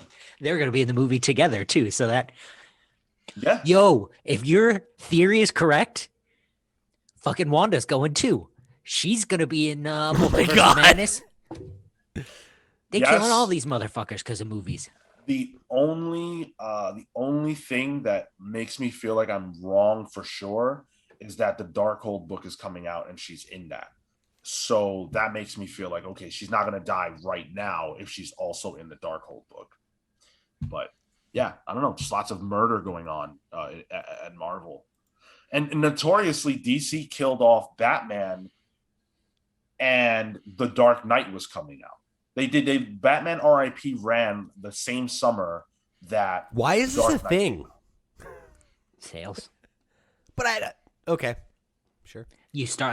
Movie comes out. The theory is that people will show up to the comic shop and ask for the new #1 to jump on. But that Yeah, but you almost never happens. Yeah, but it's probably not helped by the fact that you're killing the character that's the one that they want to come read about.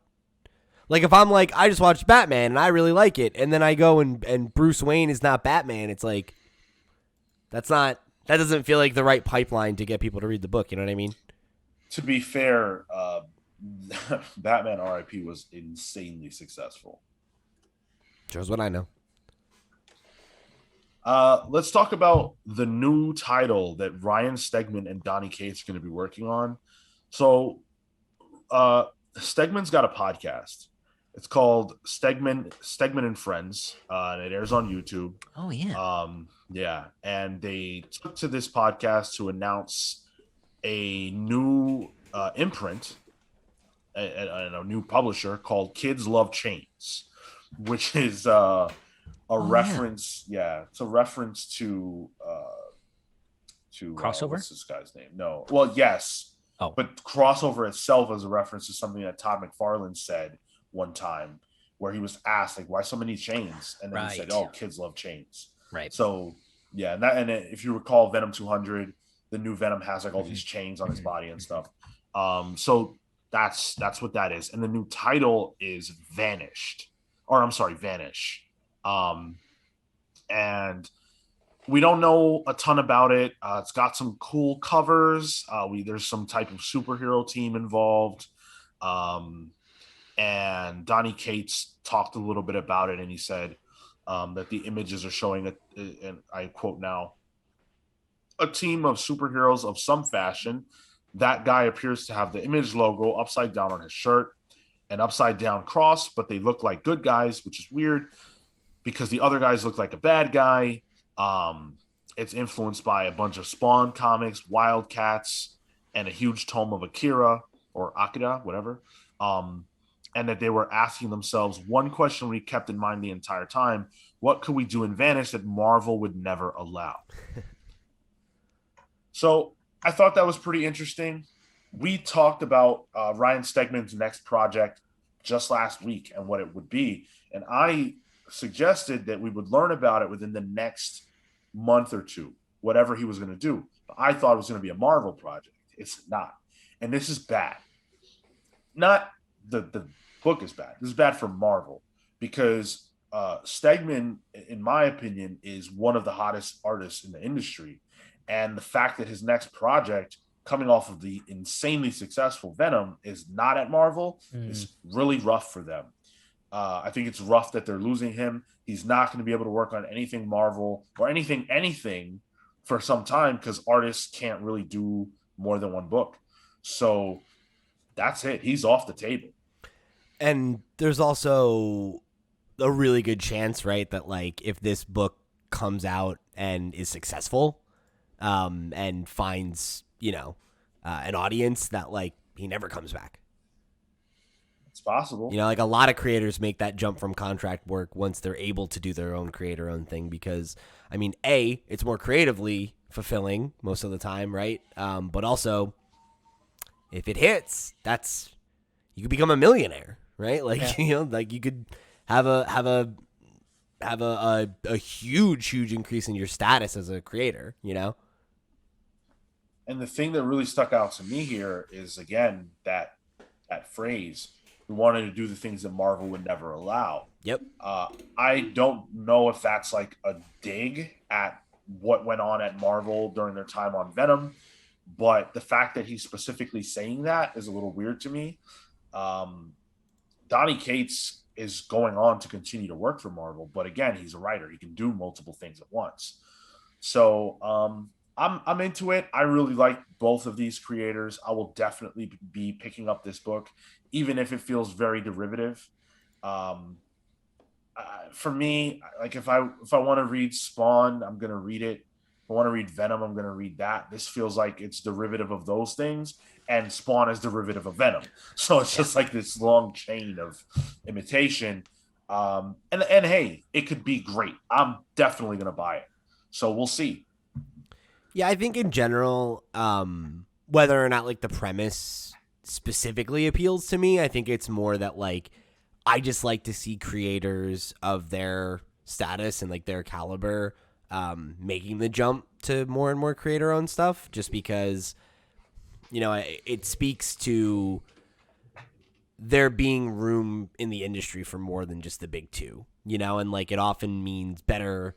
Again, if the book is successful, it often means better, a better paycheck for some of them, and more opportunities to continue doing bigger projects and things that are on their own terms, which is really exciting. Obviously, it's great to find that success at the big two, but like as it seems like they're saying, right, like there are certain limitations that come with that creatively, but also you don't get to hold on to anything that you create. So I'm excited for them, and I hope it works out. Yeah, with crossover, I think that kind of turned me on to Cates' stuff. I liked Venom enough, and this is if it's anything like that series, I'm willing to give it a shot. Cool. Speaking of which, I totally whiffed on your pull because you did pull crossover number 7. So Number 7, baby, crossover, it's coming back.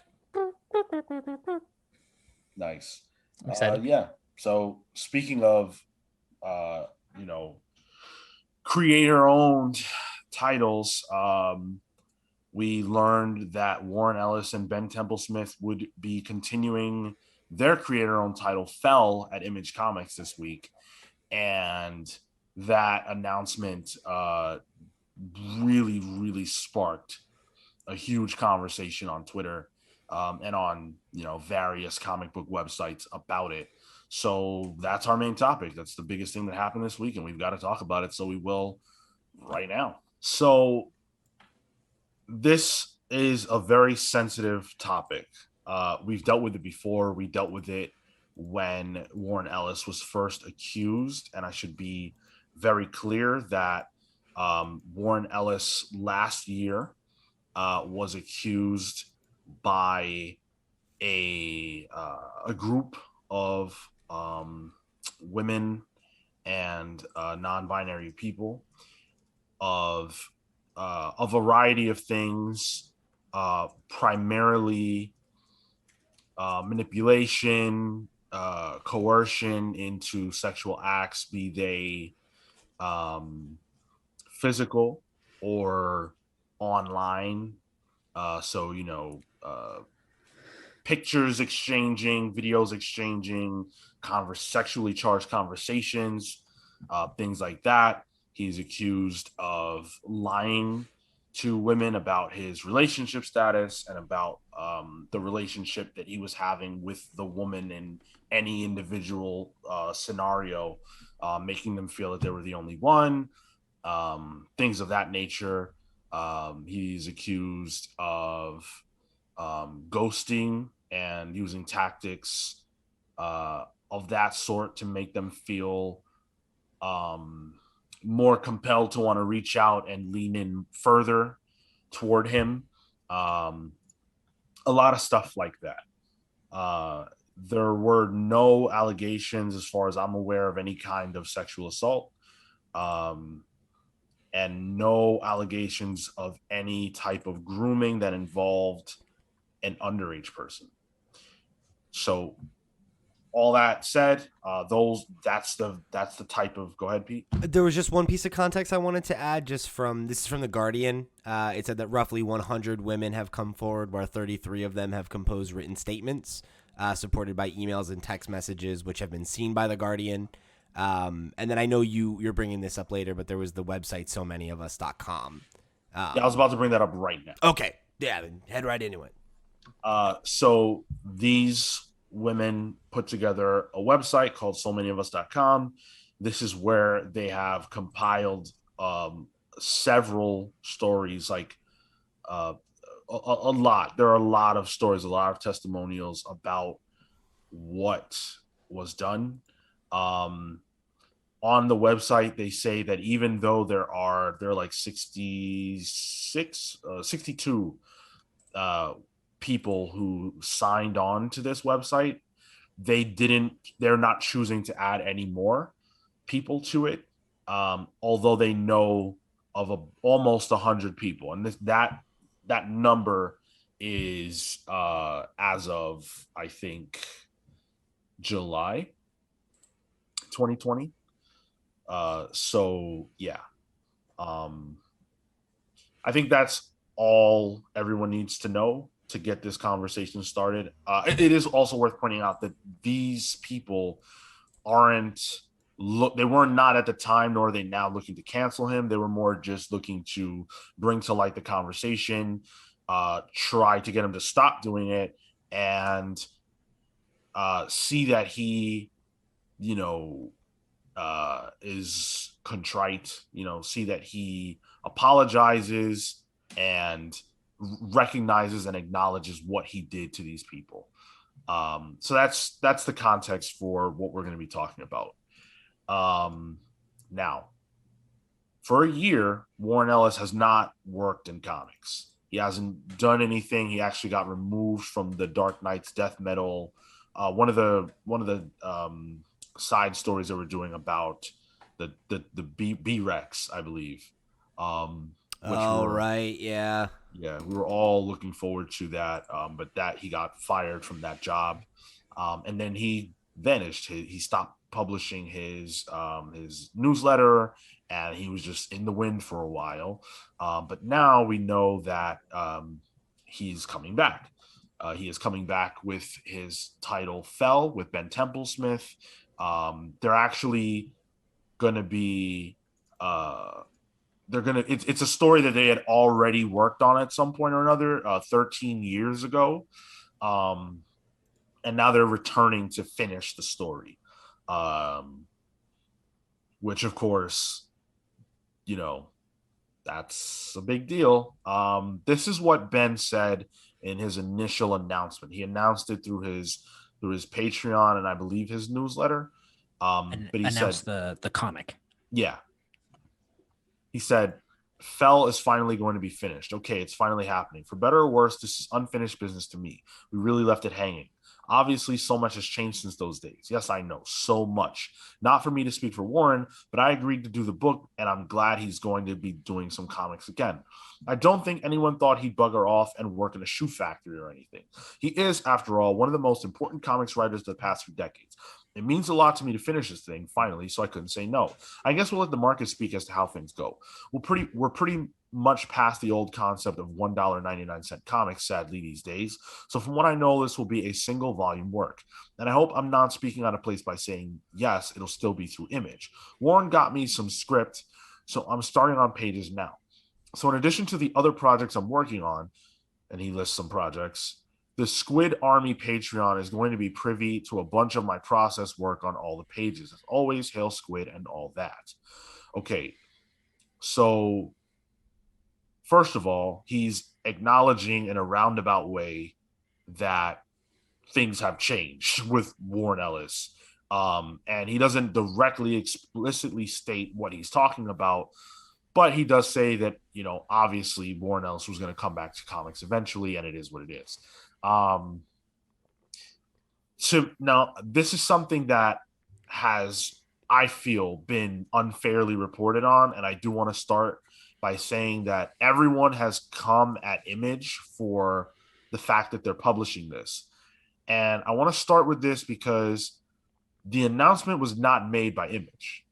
The announcement was made by Ben Templesmith. Image says in their statement that this announcement was made ahead of time. It was premature. I'm actually just going to read their announcement and let them speak for themselves. Because, again, the internet blew up over this. So many people were calling for Image's head over it. Yeah. You know, very disappointed in Image. Why would Image do this? He hasn't made his amends. All that kind of stuff. And fair enough. This is what Image said. This week's fell announcement was neither planned nor vetted and was in fact premature. While finishing Warren Ellis and Ben Templesmith's fell is something we've been looking forward to for years, Image Comics will not be working with Warren on anything further until he has made amends to the satisfaction of all involved. It is our sincere hope that the conversations that are beginning now will result in positive changes for everyone. Please visit SoManyOfUs.com. The reason why I am starting this conversation this way is because I have not seen a single person point that out. Everyone is saying Image is lying, that they're only saying this because the announcement went over like a lead balloon, that, you know, obviously if it was announced, they knew about it and they were supportive of it. And I just don't think that's true. Especially if you read the way that Ben said it. He said, I don't think I'm speaking out of turn by saying it will be published by Image. Right. Yeah, that was the thing I was going to key into, was that his language sounded non-committal, right? Like it sounded like, oh, I mean, we haven't signed any papers or anything, but I assume that Image is as excited to finish it as we are. That's kind of the tenor that comes off to me anyway, right? Right. He says that they didn't. He's like just starting pages as well. So yeah. So the idea that there's already like a deal that's penned and dried with Image is like not realistic anyway. Potentially, yeah. I mean, potentially, I guess that's fair. It could be very early days. Yeah. You know, and it could be that there is that caveat that Warren has to make amends. But it seems as though Ben Templesmith really did jump the gun. That's the vibe that I get. And so I wanted to come to the defense of Image just on that. Because benefit of the doubt. Yeah. As far as we know and the way this all unfolded, I feel like that's unfair to just blast Image in that way, because they did not make this announcement. If they made the announcement themselves, totally. All with everyone on that, but in this case, I'm not. I think you're probably right. I also think that, you know, and like I'll say this because I've stepped in shit with this before, right? Like, just because I think the right move is to give them the benefit of the doubt right now does not also mean that they aren't at fault and that they weren't going to do this and, you know, whatever. Like that could also be true, and it's, you know, it's worth pointing that out as well, I think. But they don't deserve to be critiqued yes. or shit on for something that they didn't do. Right, exactly, and I think that that's totally right. Like we saw talk of like, yo, I'm gonna boycott Image. I'm not picking up any of their books anymore. Blah blah blah. And it's like, we don't even know that they're working together right now, right? Like, let's we don't have to pull out the pitchforks just quite yet, right? So I think that's definitely fair to say. Kill, you wanted to jump in on that? Well, yeah, I think the language is a little unclear, because to me it read, and I had a short conversation about this on the Discord last night. It read like they were sort of passing the buck off to like an intern or something who just saw a due date and put the thing out. It would have been better if it were clearer that this was an Image. If they said, this announcement, we didn't have anything to do with this. Ben Templesmith announced this on his Patreon. This had nothing to do with us. Sorry. Yeah. And not even sorry. Like, I don't even, at this point, it doesn't even seem like they have anything to be sorry about. But it just seems like they're trying, like that, their statement felt like they were trying to get out of something. Like they're like hedging. Yeah. Like they're hedging in some way. Yeah. Yeah. But they're getting out of something that they didn't do. I think maybe to Kale's point, or maybe I'm speaking out of turn, but what I think you're saying, Kale, is that it feels like they're responding that way, which makes you think like maybe they were having that conversation. Yeah. But like if they'd said, Ben Templesmith announced this on his Patreon, this isn't official, we haven't done anything with this, we haven't even had the conversation, this wasn't us.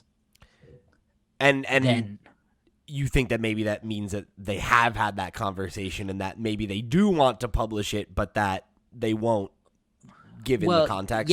Yeah. It feels like there's. It's very easy with their statement to take it very cynically. Sure. Because they didn't put any, definite points in it.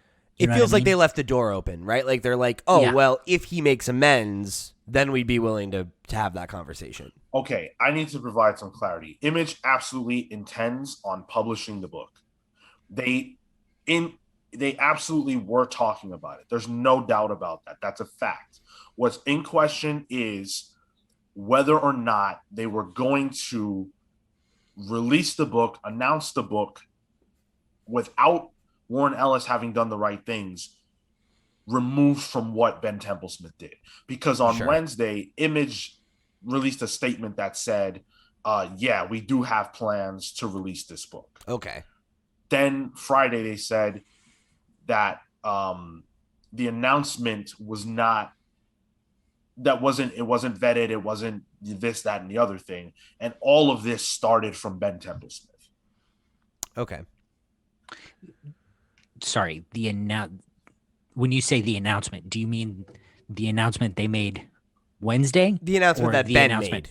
That Ben made. So this is the announcement. Image told IO9 on Wednesday what I'm about to say. Warren Ellis and Ben Templesmith's Image Comics series Fell will indeed return for its long-awaited final story arc in graphic novel format. We will have more details to share about this very soon. So that Image said that after Ben Templesmith announced it. Okay. On his pages. And Image is saying that right there was not a planned announcement, that it was premature, and that they're not actually going forward with it to the point of publishing until he has made the amends. I think to Kale's point, then, like, that should have been a little clearer in the statement, that it should have been, okay, per Ben Templesmith's announcement, that was premature. Right. Whether or not they have plans to release it, that's something that they would look forward to. Yeah. But the announcement of it is early. I feel like that does open them up for that criticism then, though, and kind of fairly, right? Because, like, I think the point being made is that, like, Warren Ellis hasn't made amends. And the idea that it's like, well, like, we're going to start, like, laying the groundwork for him to come back once he's checked whatever boxes we feel like he needs to check to be acceptably welcomed back. You know what I mean? Like, I think to a point that Kale made earlier, I understand why people are looking at that cynically with that context, because like, it's not to say that they have done something wrong, but they're essentially being like, well, it's fine once it passes the collective smell test. If we can release this without heat, we'll release it. But right now there's heat, so we're waiting for the heat to go away. Is kind of what that. What's that? What's wrong with that? I mean, I feel like it doesn't speak to the problem, you know, right? Like, it's like, oh, okay, there's nothing wrong with doing that as long as I feel like the fact that you're planning for that eventuality feels a thing like that. I understand why people are cynical about, because I think it's different if Warren Ellis has, been accused of this, responds to it, and then is showing a pattern of behavior that is different and expresses remorse for his actions and the way that he's treated people. And then, there's kind of like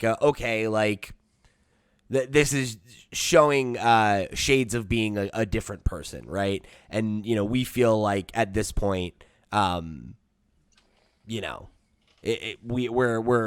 want to work with him again, right? Reads to me differently than, well, he posted a public statement in June of last year and then continued to engage in the same kind of behavior that he just said he wasn't going to do anymore and was bad and whatever, as recently as a month later, right? Like, that to me shows that, like, he doesn't feel like he did anything wrong, or he doesn't feel like he has anything to really make amends for. It's that he was called out and now he wants to, kind of go away and quietly wait for everything to blow over and then come back, And I think that, like, I don't think that is something that that should just be kind of hand waved away, because I think that that's like how we end up in this position again and again and again in this industry, right? Is that, like, you have people who exhibit predatory behavior, whether that's physical or emotional, in its like execution, and it's just kind of allowed to fester, and it's like they get called out, they say sorry, they go away for a while, they come back, they have find new success, they do the same shit again, and I don't want to see that continue to be perpetuated, like, I think if like all that he took away from the conversation around what he did last year was that he needed to lay low for a year and send a couple of like, kind of PR friendly apologies to people and make a public statement and then, just get back to work as usual. I don't blame people for feeling some kind of way about that, because I think it speaks to the fact that that Image just doesn't care. Can we get through the rest of the story? Sure. All right. So then, if you guys will recall, there was a pledge, a comics pledge. Mm-hmm. And right. Yeah. And I remember that Scott Snyder specifically was one of the people who took the comics pledge and got blasted for taking it.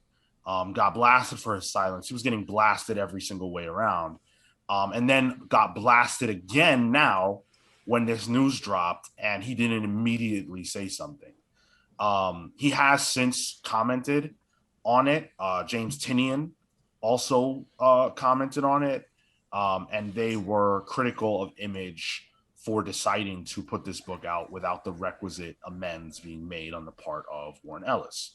And they weren't the only creators to do that. A lot of creators stepped up and were very, very critical of Image for this, and of Warren for thinking that he could just step back into the fold, and of Ben Templesmith for, as Pete said, for hand waving. I will definitely say that Ben Templesmith's initial comments come across as very dismissive of the entire situation. Yeah. So that took place. And then we even got comments from the collective group, So Many of Us, who had some things to say that they essentially just said that they never received any type of interaction with Ellis. So on June 23rd, which was the day that Image made the announcement, they said, when we published SoManyOfUs.com on July 13, 2020, we expressly did not want to cancel author Warren Ellis. Rather, we shared constructive ways to address the all too common issue of powerful men's abusive behavior. We challenged people to rethink past actions and to consider how and why they may have facilitated harmful behaviors and environments. We called for openness, accountability, and growth, extending an offer of working with Ellis on some form of transformative justice. Since his public statement a year ago, to the knowledge of these authors, Ellis has still not taken direct responsibility for his destructive behavior, nor attempted to tackle the circumstances that allow such behavior to go on unchecked, both on and offline. During the past year, we were comforted by an outpouring of encouragement, while also heartbroken to be contacted by more targets of Ellis and of other men using similar patterns of abuse of power. Today, as Ellis returns to comics without making amends to anyone involved in SoManyOfUs.com's or accepting ramification for his actions, the renewal of ardent public support alongside calls for accountability is reassuring. We reaffirm our call for Warren Ellis to earn the opportunity to become the man so many people believed him to be. After that, he put out a statement. It's long, and I'm not going to read the whole thing. I will read bits and pieces of it here. The gist of it is that he has been in therapy for the past almost year, that he has spoken to people who are in his life or were in his life and had a lot of hard conversations. He says that he's been doing the work, doesn't want to cause anybody any harm. He's been silent in order to just listen and take things in. He apologizes for the fact that he hasn't addressed things sooner. He says, I have had nearly a year to reflect on everything I've learned about how my behavior has hurt others, and I am sorry. Repeating that over and over doesn't make anything better for anybody, but now I've had my time to listen and process and advance my understanding. There are a few further things I need to say. I acknowledge that I have done wrong. Neither my intent at the time nor my perception of it then erases that fact, nor does it at all obscure that the result of that behavior has clearly affected individuals for years and may even have inspired others to perform negative behavior. If you are a reader who supported me, then thank you, but please don't defend me anymore. Change doesn't happen overnight. I'm at the start of a long road, and it's not a road with a defined end, and it doesn't happen in a vacuum. If you want to support me, then support efforts toward transformation of communities, industries, and workplaces. He goes on to talk about how he will not be making any more public appearances for quite some time. He's been in therapy, as I mentioned. He will continue to work on new projects with the creators who are willing to do that with him. And that he's grateful for the creators who are still willing to work with him. He talks about his charitable donations to women's groups. He says, most recently, my last royalty check was split between funding therapy for young women and supporting women in the workplace. He's sorry. That's the general gist of what he said. If you want to read the full statement, then you can go to, I don't even know where it is. Oh, his newsletter. It's in his newsletter. After that, SoManyOfUs.com was updated to reflect that they received an email from Warren Ellis that said, I was made aware today of the offer of a mediated dialogue. I'm available at the above noted email address, blank, to begin a conversation. At your convenience, please let me know how this will work. So that's it. That's everything that has happened to this point. That's the story. How do you guys feel about it? I've been ruminating on this for a little while because I feel like when this first came out, I was a bit more on the supportive side for Ellis, especially I think in light of some of the other news that had come out recently that more directly insinuated sexual assault for other creators. Um, so I think in the weeks following that, I gave them a bit more rope, considering they weren't to that degree. And of course, I think as the story was developing, it ended up being within the realm of allegations. I took the time to visit so many of us, and I would implore anybody to read through, because I think it does paint a slightly different picture of Ellis as a creator. Um, I I took a span of a few years to sort of look at his most recent, his earliest, some in between, and I think it's been particularly hard because he is a creator I thoroughly enjoy. Transmetro's great. Um, he's had other books in the past that um, have affected me, and it's not something that you can just pull away, but it does contort the feeling a bit. And I think that at the very least, because his statement reads a bit more sincere than his original statement. You can go find that original piece somewhere where I don't think he explicitly apologizes. He sort of works his way around some of that, but here it does sound like he's a bit more reflective. Um, I thought it interesting considering some of these relationships continued through to 2020. I don't know to what extent they were in the year, considering that he wasn't lambasted till like the summer. So to whatever, take that with whatever grain of salt you want. And it's been shitty, and I think I'm I'm in an awkward position where, at least for me, where I saw that he was going to come back with Fell, and I was like, okay, cool. Um, I'll I'll pick it up because I know that he's a creator that I enjoy, and um, going through the list of uh the testimonials, um, and in particular, I had gone through. If you do want to go through this, I'd start with Meredith, R and Fox, J and M.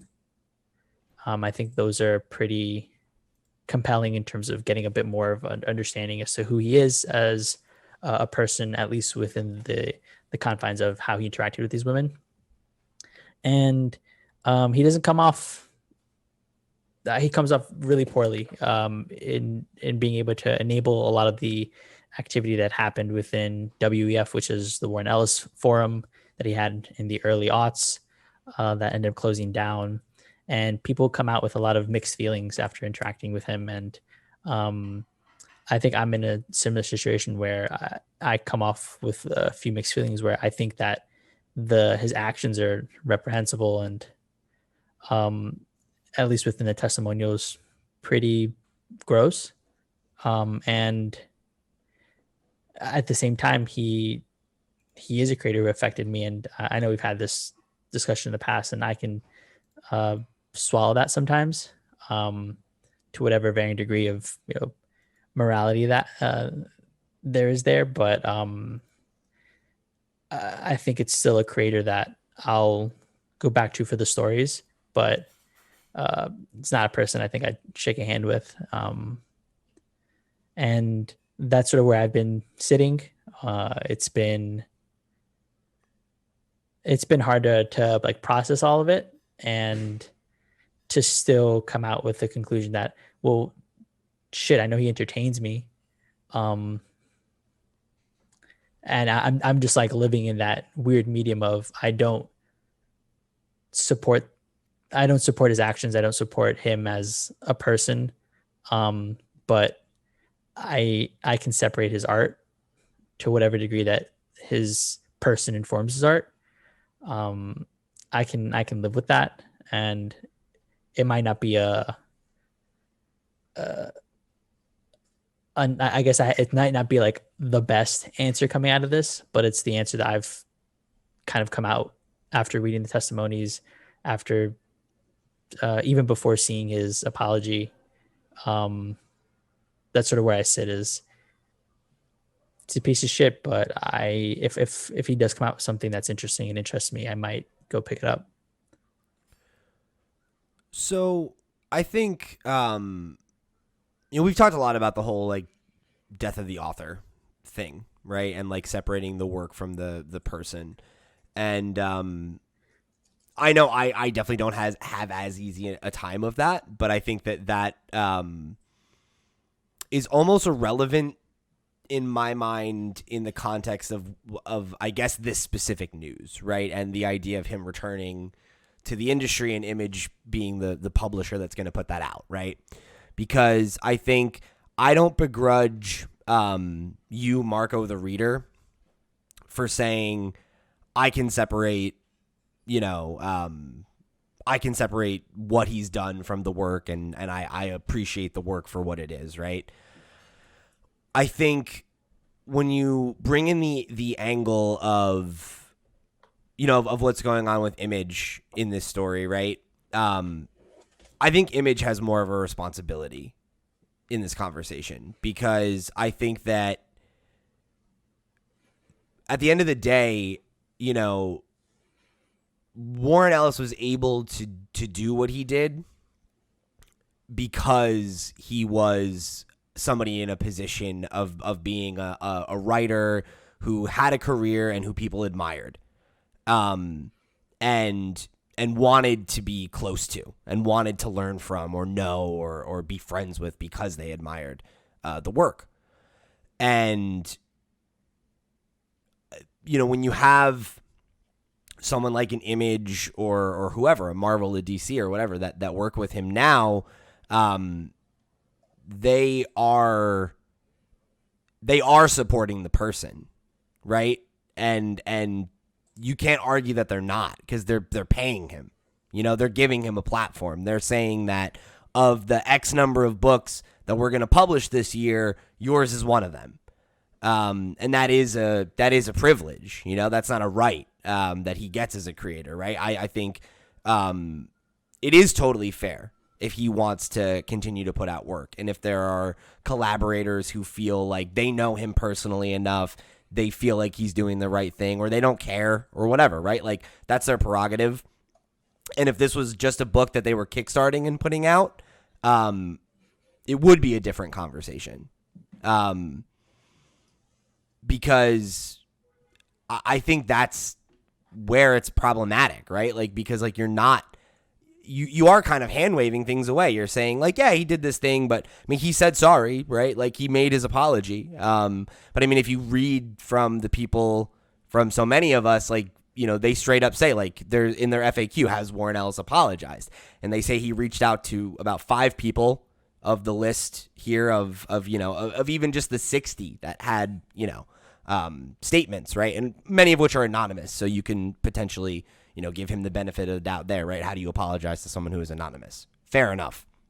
But to give those people apologies that they felt were not satisfactory, to me, like, it speaks to what I laid out earlier, right? That like, this is not really somebody who has made that amends yet. And I won't necessarily try to speak to what's in his heart either. I'm not going to say that he's an evil, malicious person and he has absolutely no intention of ever trying to do right, and that there's absolutely no coming back from this either, because I don't necessarily feel that way.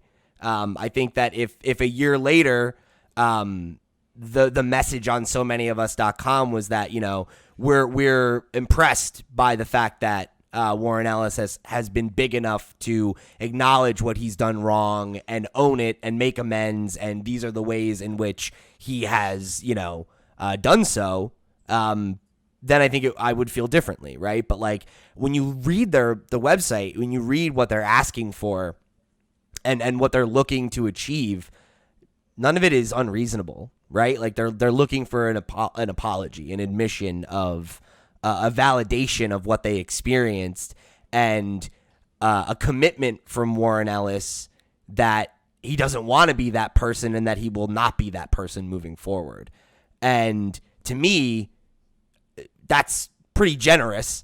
And I don't feel like we've seen the bare minimum, for me at least, to say that like that he has earned that I don't know, that he's earned that he's earned the amends, that he's earned us to be like, you did the work, good for you. And maybe he's in the middle of doing that work right now, and as per his statement, maybe that's the case. And if we want to give him that, that rope, then fine. But I think right now he hasn't achieved that amends in my eyes, and not in the eyes of those who have accused him of what he's done, right? And I think until that point, any company of Image's stature, or even smaller, right, agreeing to work with him or talking about working with him or wanting to work with him, there is going to be criticism that comes along with that, and I don't necessarily think it's unwarranted. That said, there is also, I guess, a difference between having a conversation and actually publishing the book, right? So, it's not a black and white, cut and dry position in my mind, but it is something that I think, like, I understand why people are having a cynical reaction to it, because companies do this kind of shit all the time. I really like Image. I love a lot of their work. That doesn't mean that they're above reproach. But it also doesn't mean that they're necessarily like completely villainous in this scenario either. I don't think it's that simple. But I do think that I do feel confident saying that I do feel like Warren Ellis isn't or hasn't taken this as seriously as he should up to this point. And I do think, to Marco's point, his more recent statement does seem to be coming from a place that's more emotional and a little bit less sanitized. So maybe that speaks to, the work he's been doing in therapy or something like that. But, even if I'm going to extend him that benefit of the doubt, it's not, I don't feel like the time to be like, pat him on the back and be like, good job, buddy, you did it. Like, welcome back into the fold. I don't think we're anywhere near that right now.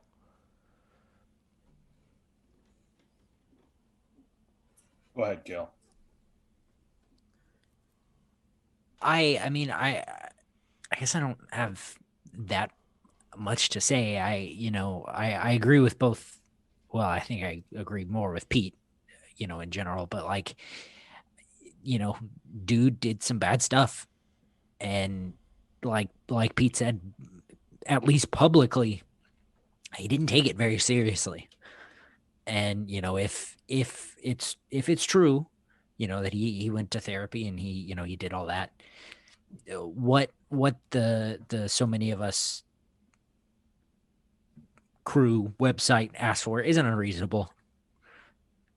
If he cared about that, he would have answered.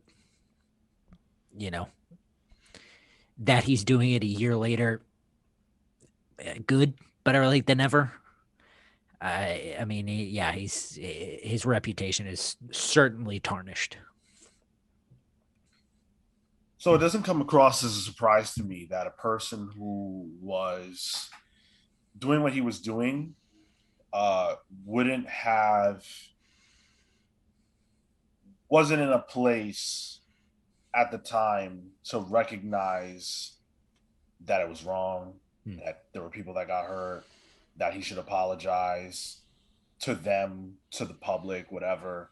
It's not a surprise to me. It's not a surprise to me that he would continue to do it a month later, because he was still that person, right? Sure. So the idea that, and like, if you really analyze his first apology, it's clear to me that the same tactics that he used on the women, he was using on the people, like on us. Um, and trying to engender um, feelings of sympathy by making himself seem smaller or foolish or silly or mistaken or whatever. I never thought I was a celebrity that had power. Right. Yeah. Yeah. And I personally can see how that could be true, but I can't see it in his place. I could see how that could happen. I could see it in like if you said like it was like a few people, but 100 people is a lot of people. Yeah, right. Like that shows a pattern of behavior.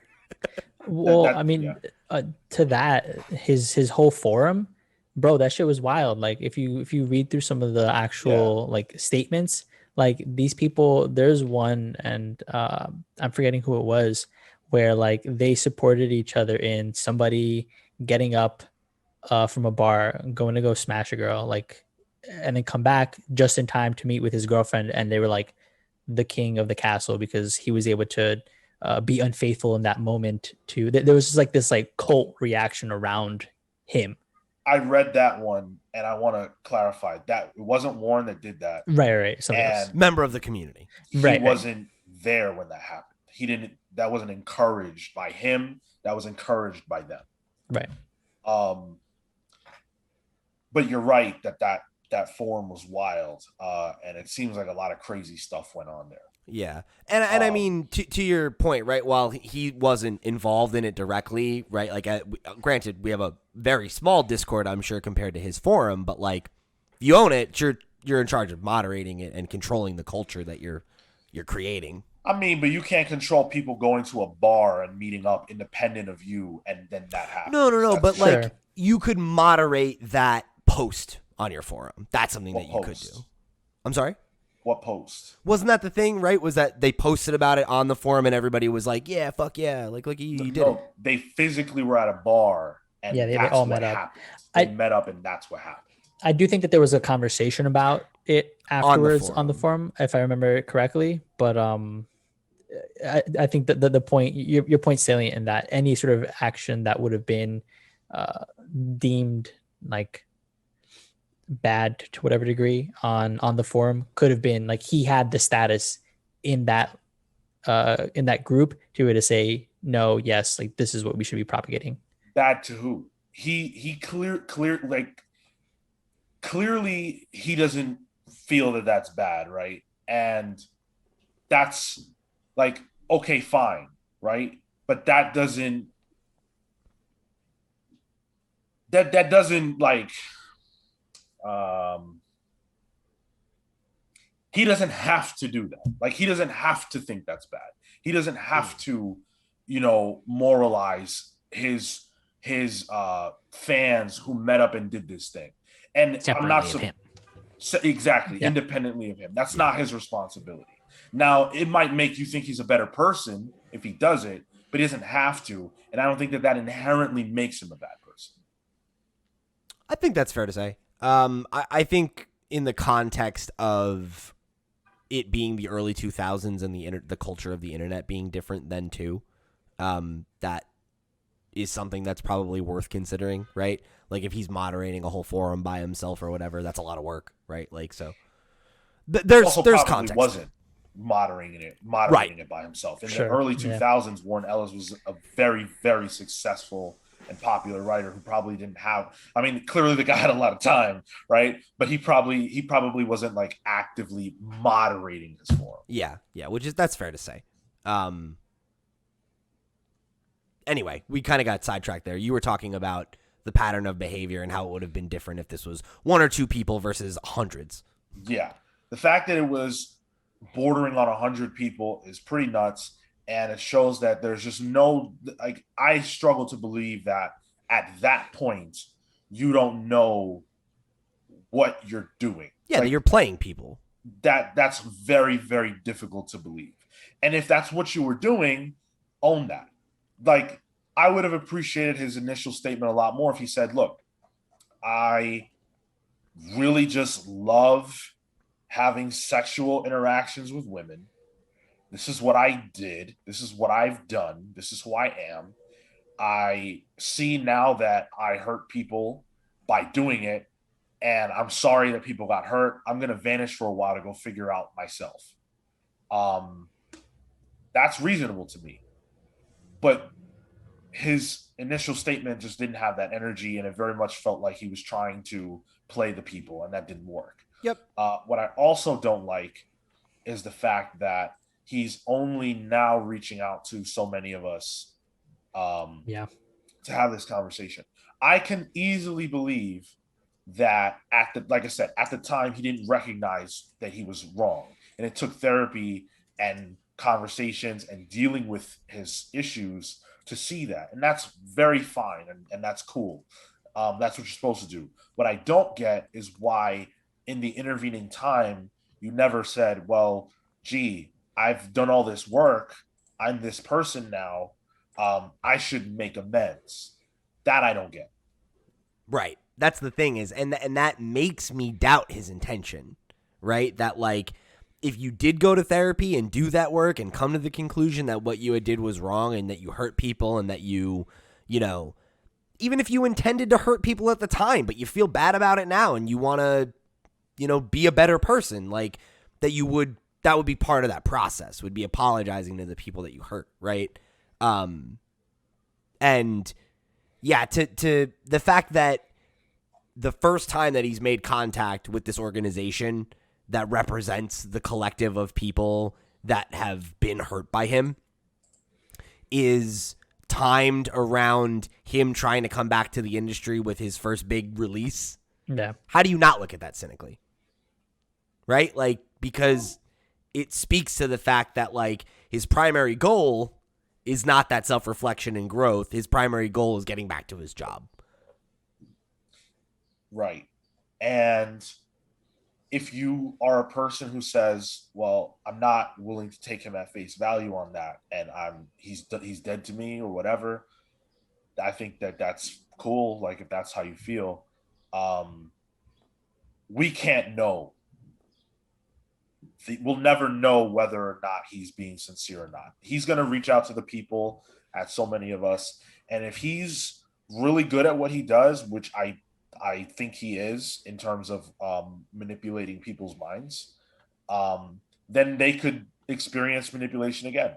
Mm-hmm. And they could be not coerced, but like they could be mistaken and led to believe that he really has, healed himself and is a better person, and then he's not. And maybe he'll never do this again. I can't imagine a scenario where he would do it again. Either way, whether he's sincere and genuine or not, just because now the spotlight is on you, right? Like if anyone were to ever make a claim, it would be a fact in the minds of the public. And on top of that, no one would give you any type of rope. And on top of that, people would probably be less afraid to come forward than they were before, because now people are likely to believe you if you say that Warren Ellis did this to you. People also probably will like have their guard up around him. Yeah. Rather than like trusting him initially and then, you're already in the web by the time you realize that he's, sinister. So I think the conversation is, at this point, I think the conversation is more about, okay, what does it take to allow this person back into the industry? I feel that so many of us and that collective have actually been very gracious. And I've never really seen this before, where they're saying, listen, it's not even our intention to like ruin his life. It's more like, let's get some healing done. Let's learn from this and like make it not happen again. And that's really cool. And so in my opinion, everyone should take their cues from them. If you personally can't get on the Warren Ellis train, I think that's fine. But I don't think that we can have a world where there's no room to come back from a bad action. several bad actions, especially on this scale. Now, if sexual assault were in the equation, like that other guy, Escavez, I think his name was. Mm-hmm. That guy was literally like, that was bad. Like You're that guy burned. has to be gone forever. Yeah, you're burned. I feel like there is a path to redemption for Warren Ellis, at least to be able to continue working and have that not be like a scarlet letter on the publisher that publishes him and whatever. And for me, the line is, it's the satisfaction of those you've affected, right? Like if so many of us as an organization says, hey, like, we feel that in good faith he's made an effort and has grown and changed or whatever, at that point I would be like, fine, good. That's what we needed. I think I brought this up when the initial story broke, but it reminds me of Dan Harmon. Dan Harmon, and if you didn't listen to that initial episode, I'll very quickly summarize, right? Dan Harmon is the creator of Community, as well as co-creator of Rick and Morty. During his run on Community, he was the showrunner and one of the primary writers, and he, years later, it was during kind of the earlier days of the Me Too movement, there was one of the writers on the staff had come forward and talked about how he had basically fallen in love with her and created a hostile work environment as a result. And when he was called out about that, he did an hour-and-a-half episode of his podcast, Harmontown, where he talked about the entire thing. He detailed the entire thing from his perspective, and the entire thing was him owning what he had done, acknowledging that it wasn't good and it was bad, and that he had hurt somebody and caused damage to them both personally and professionally, and that it was wrong and that he shouldn't have done it and that he feels bad and that it's his aim to never do that again, right? And she replied and said that I think everybody who's accused of something like this should take notes from how he responded, because he didn't try to defend himself. He just owned it and said sorry. And he's still working, right? Because I think that showed that, in the 5, 6, however many years it had been since this incident, that he had done some level of personal growth, right? And that it seemed sincere. And that was enough for people. It was enough for the person that he had created this hostile environment for. And I think, to your point, Sean, I think that is the only path back for Warren Ellis in my mind, is that you make amends.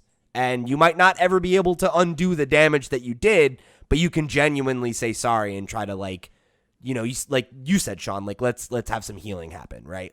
Let's make a genuine effort where the priority in your life is to make amends, not heal your career, because that's what this feels like to me. Yeah.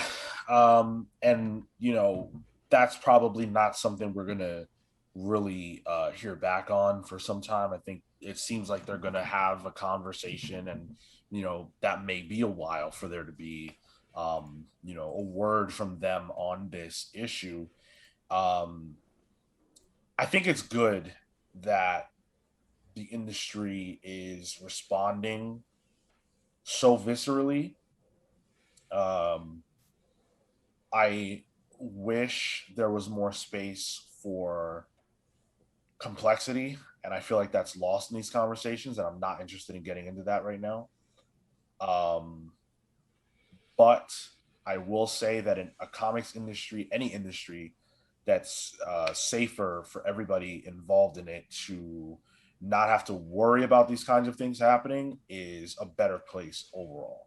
And I don't think that there's any way to argue against that. Like, if you look, you can be with as many people as you feel like being with. At the end of the day, it's your body, your life. But if people are telling you that they don't feel good about their interactions with you on a sexual level, or whatever like that, that's something you have to take stock of. And the fact that we have an industry now that isn't pushing that under the rug is great. Yeah.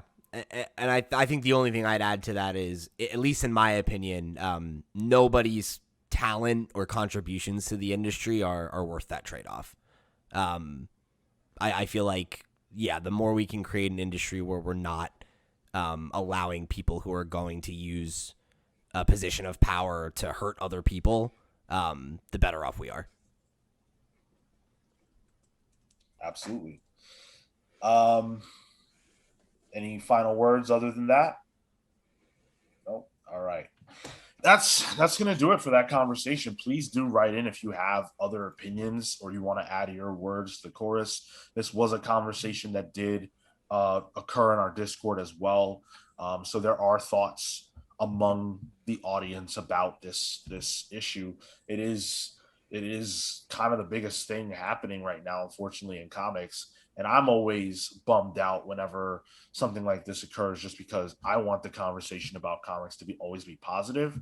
And it feels like, and this is not at all in any way, shape, or form to say that this shouldn't be talked about, but it feels like on social media we never really get to that point. It's always like we're always dealing with something negative, whether it be this, which is like objectively bad, or something like piracy, which is more complicated but still rooted in a negative talk, that we never just get to just say like, I love these books, let's talk about it, and that becomes the conversation on social about comics for the week. That never happens, and that sucks.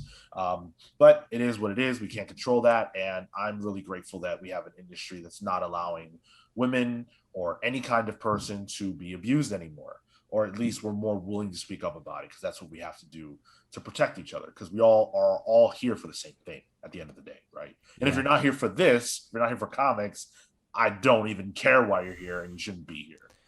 That's the one thing you need to be in the industry for, is a love of comics, not to like. And I guess you can meet women or meet men or whatever through it, but if you're just in it to be predatory, like, please get out. At the end of the day. And sorry, just for anyone who's interested in the initial conversation that we had, episode 191, we go through the initial allegations. I know, right? That feels so long ago. June 22nd of 2020. So if anyone's interested, just to hear the original thoughts, what originally happened a little closer to that time, I think that'd be good context. That's very interesting, because almost a year to the day is when the announcement was made. Pretty convenient. Yep. No good. If you want to share your thoughts with us on this or any other topic we talked about on the show, or just anything you're thinking about, write to us at thecomicspals@gmail.com. While you're thinking about us, leave us a follow, a rating, or a review wherever you listen to your podcast. If that happens to be YouTube, make sure that you subscribe for free, like the video, share it with your friends, drop us a comment in the comment section below. We read every single one, and if we don't reply to you in the comment section, you are guaranteed to get a response on this very podcast. Listen to our book clubs. Reminder, the Multiversity book club will be dropping on Tuesday. Check that out. We really had a lot of fun with it, and we think you will too. Listen to our Image reviews every single Wednesday. They drop day and date, thanks to Image hooking us up with advanced copies. And our Marvel, DC, Boom, etc. reviews drop every Sunday. So come hang out with us for those. We really appreciate you listening, and we're always going to be willing to have tough conversations on this podcast. It just so happens today we agreed on it, but we don't always. We still have the conversation, and we hope that you appreciate that we're willing to do that. Let's get into the plugs, Pete. Thank you guys for joining us here in another episode of the Comics Pals. I appreciate that we can have these tough conversations, and I think, I hope that even if you maybe were initially, didn't agree with us on this issue, that you're at least willing to listen to what we have to say and have the dialogue, because that's what we're all about here. If you want to come have a dialogue with me, you can follow me at @loud_Pete on Twitter and Instagram. If you want to get some more content from me, you can check out the podcast, the video game podcast I host, which drops on Mondays, or you can go follow my band, Long Friend, Time Friend. We put out our first album earlier this year. It is called If Me Dies, Me Dies. We are heading back into the studio in just about a month now to record some exclusive vinyl. So if you want to get some vinyl and support my dream of having some vinyl of my music, you can go do that, and I'd greatly appreciate it. Awesome. Kale. You can find me on Twitter and Instagram at TotoInto. That's TOTOINTOW. You can find my work at killward.com. That's CALEWARD.com. I can only apologize for my appearance this week. I hope, I'm doing the best I can. I hope by next week, at least, I'll have a shape to my face. All we can do is let time heal. You can find Phil at Cyborg Bebop. That's CYBORGBEBOP.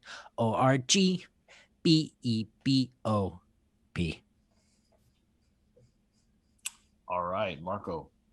You can follow me at Mr. Marco Emoto on Instagram and Twitter. Come talk to me about, what am I reading? I'm catching up on like 3 weeks of comics. I've made it to I think last week. I'm almost there. Come cheer me on because I need the support of catching up on like 15, 20 books.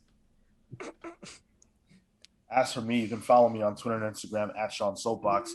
If Marco knew, or if anyone knew, the number of books that I am behind on, I think it would leave you all agape and aghast. So I'm not going to share that. Instead, I'm going to say that I took a trip to Midtown Comics this week to pick up my books, and I was so encouraged and happy to see that the place was packed to the brim. People are back in the stores for comics, and it feels great. And I'm thankful for this industry and the creators and the books and the publishers and you, the listener. Thank you so much. We are the Comics Pals signing off. Take care, guys. See you next week.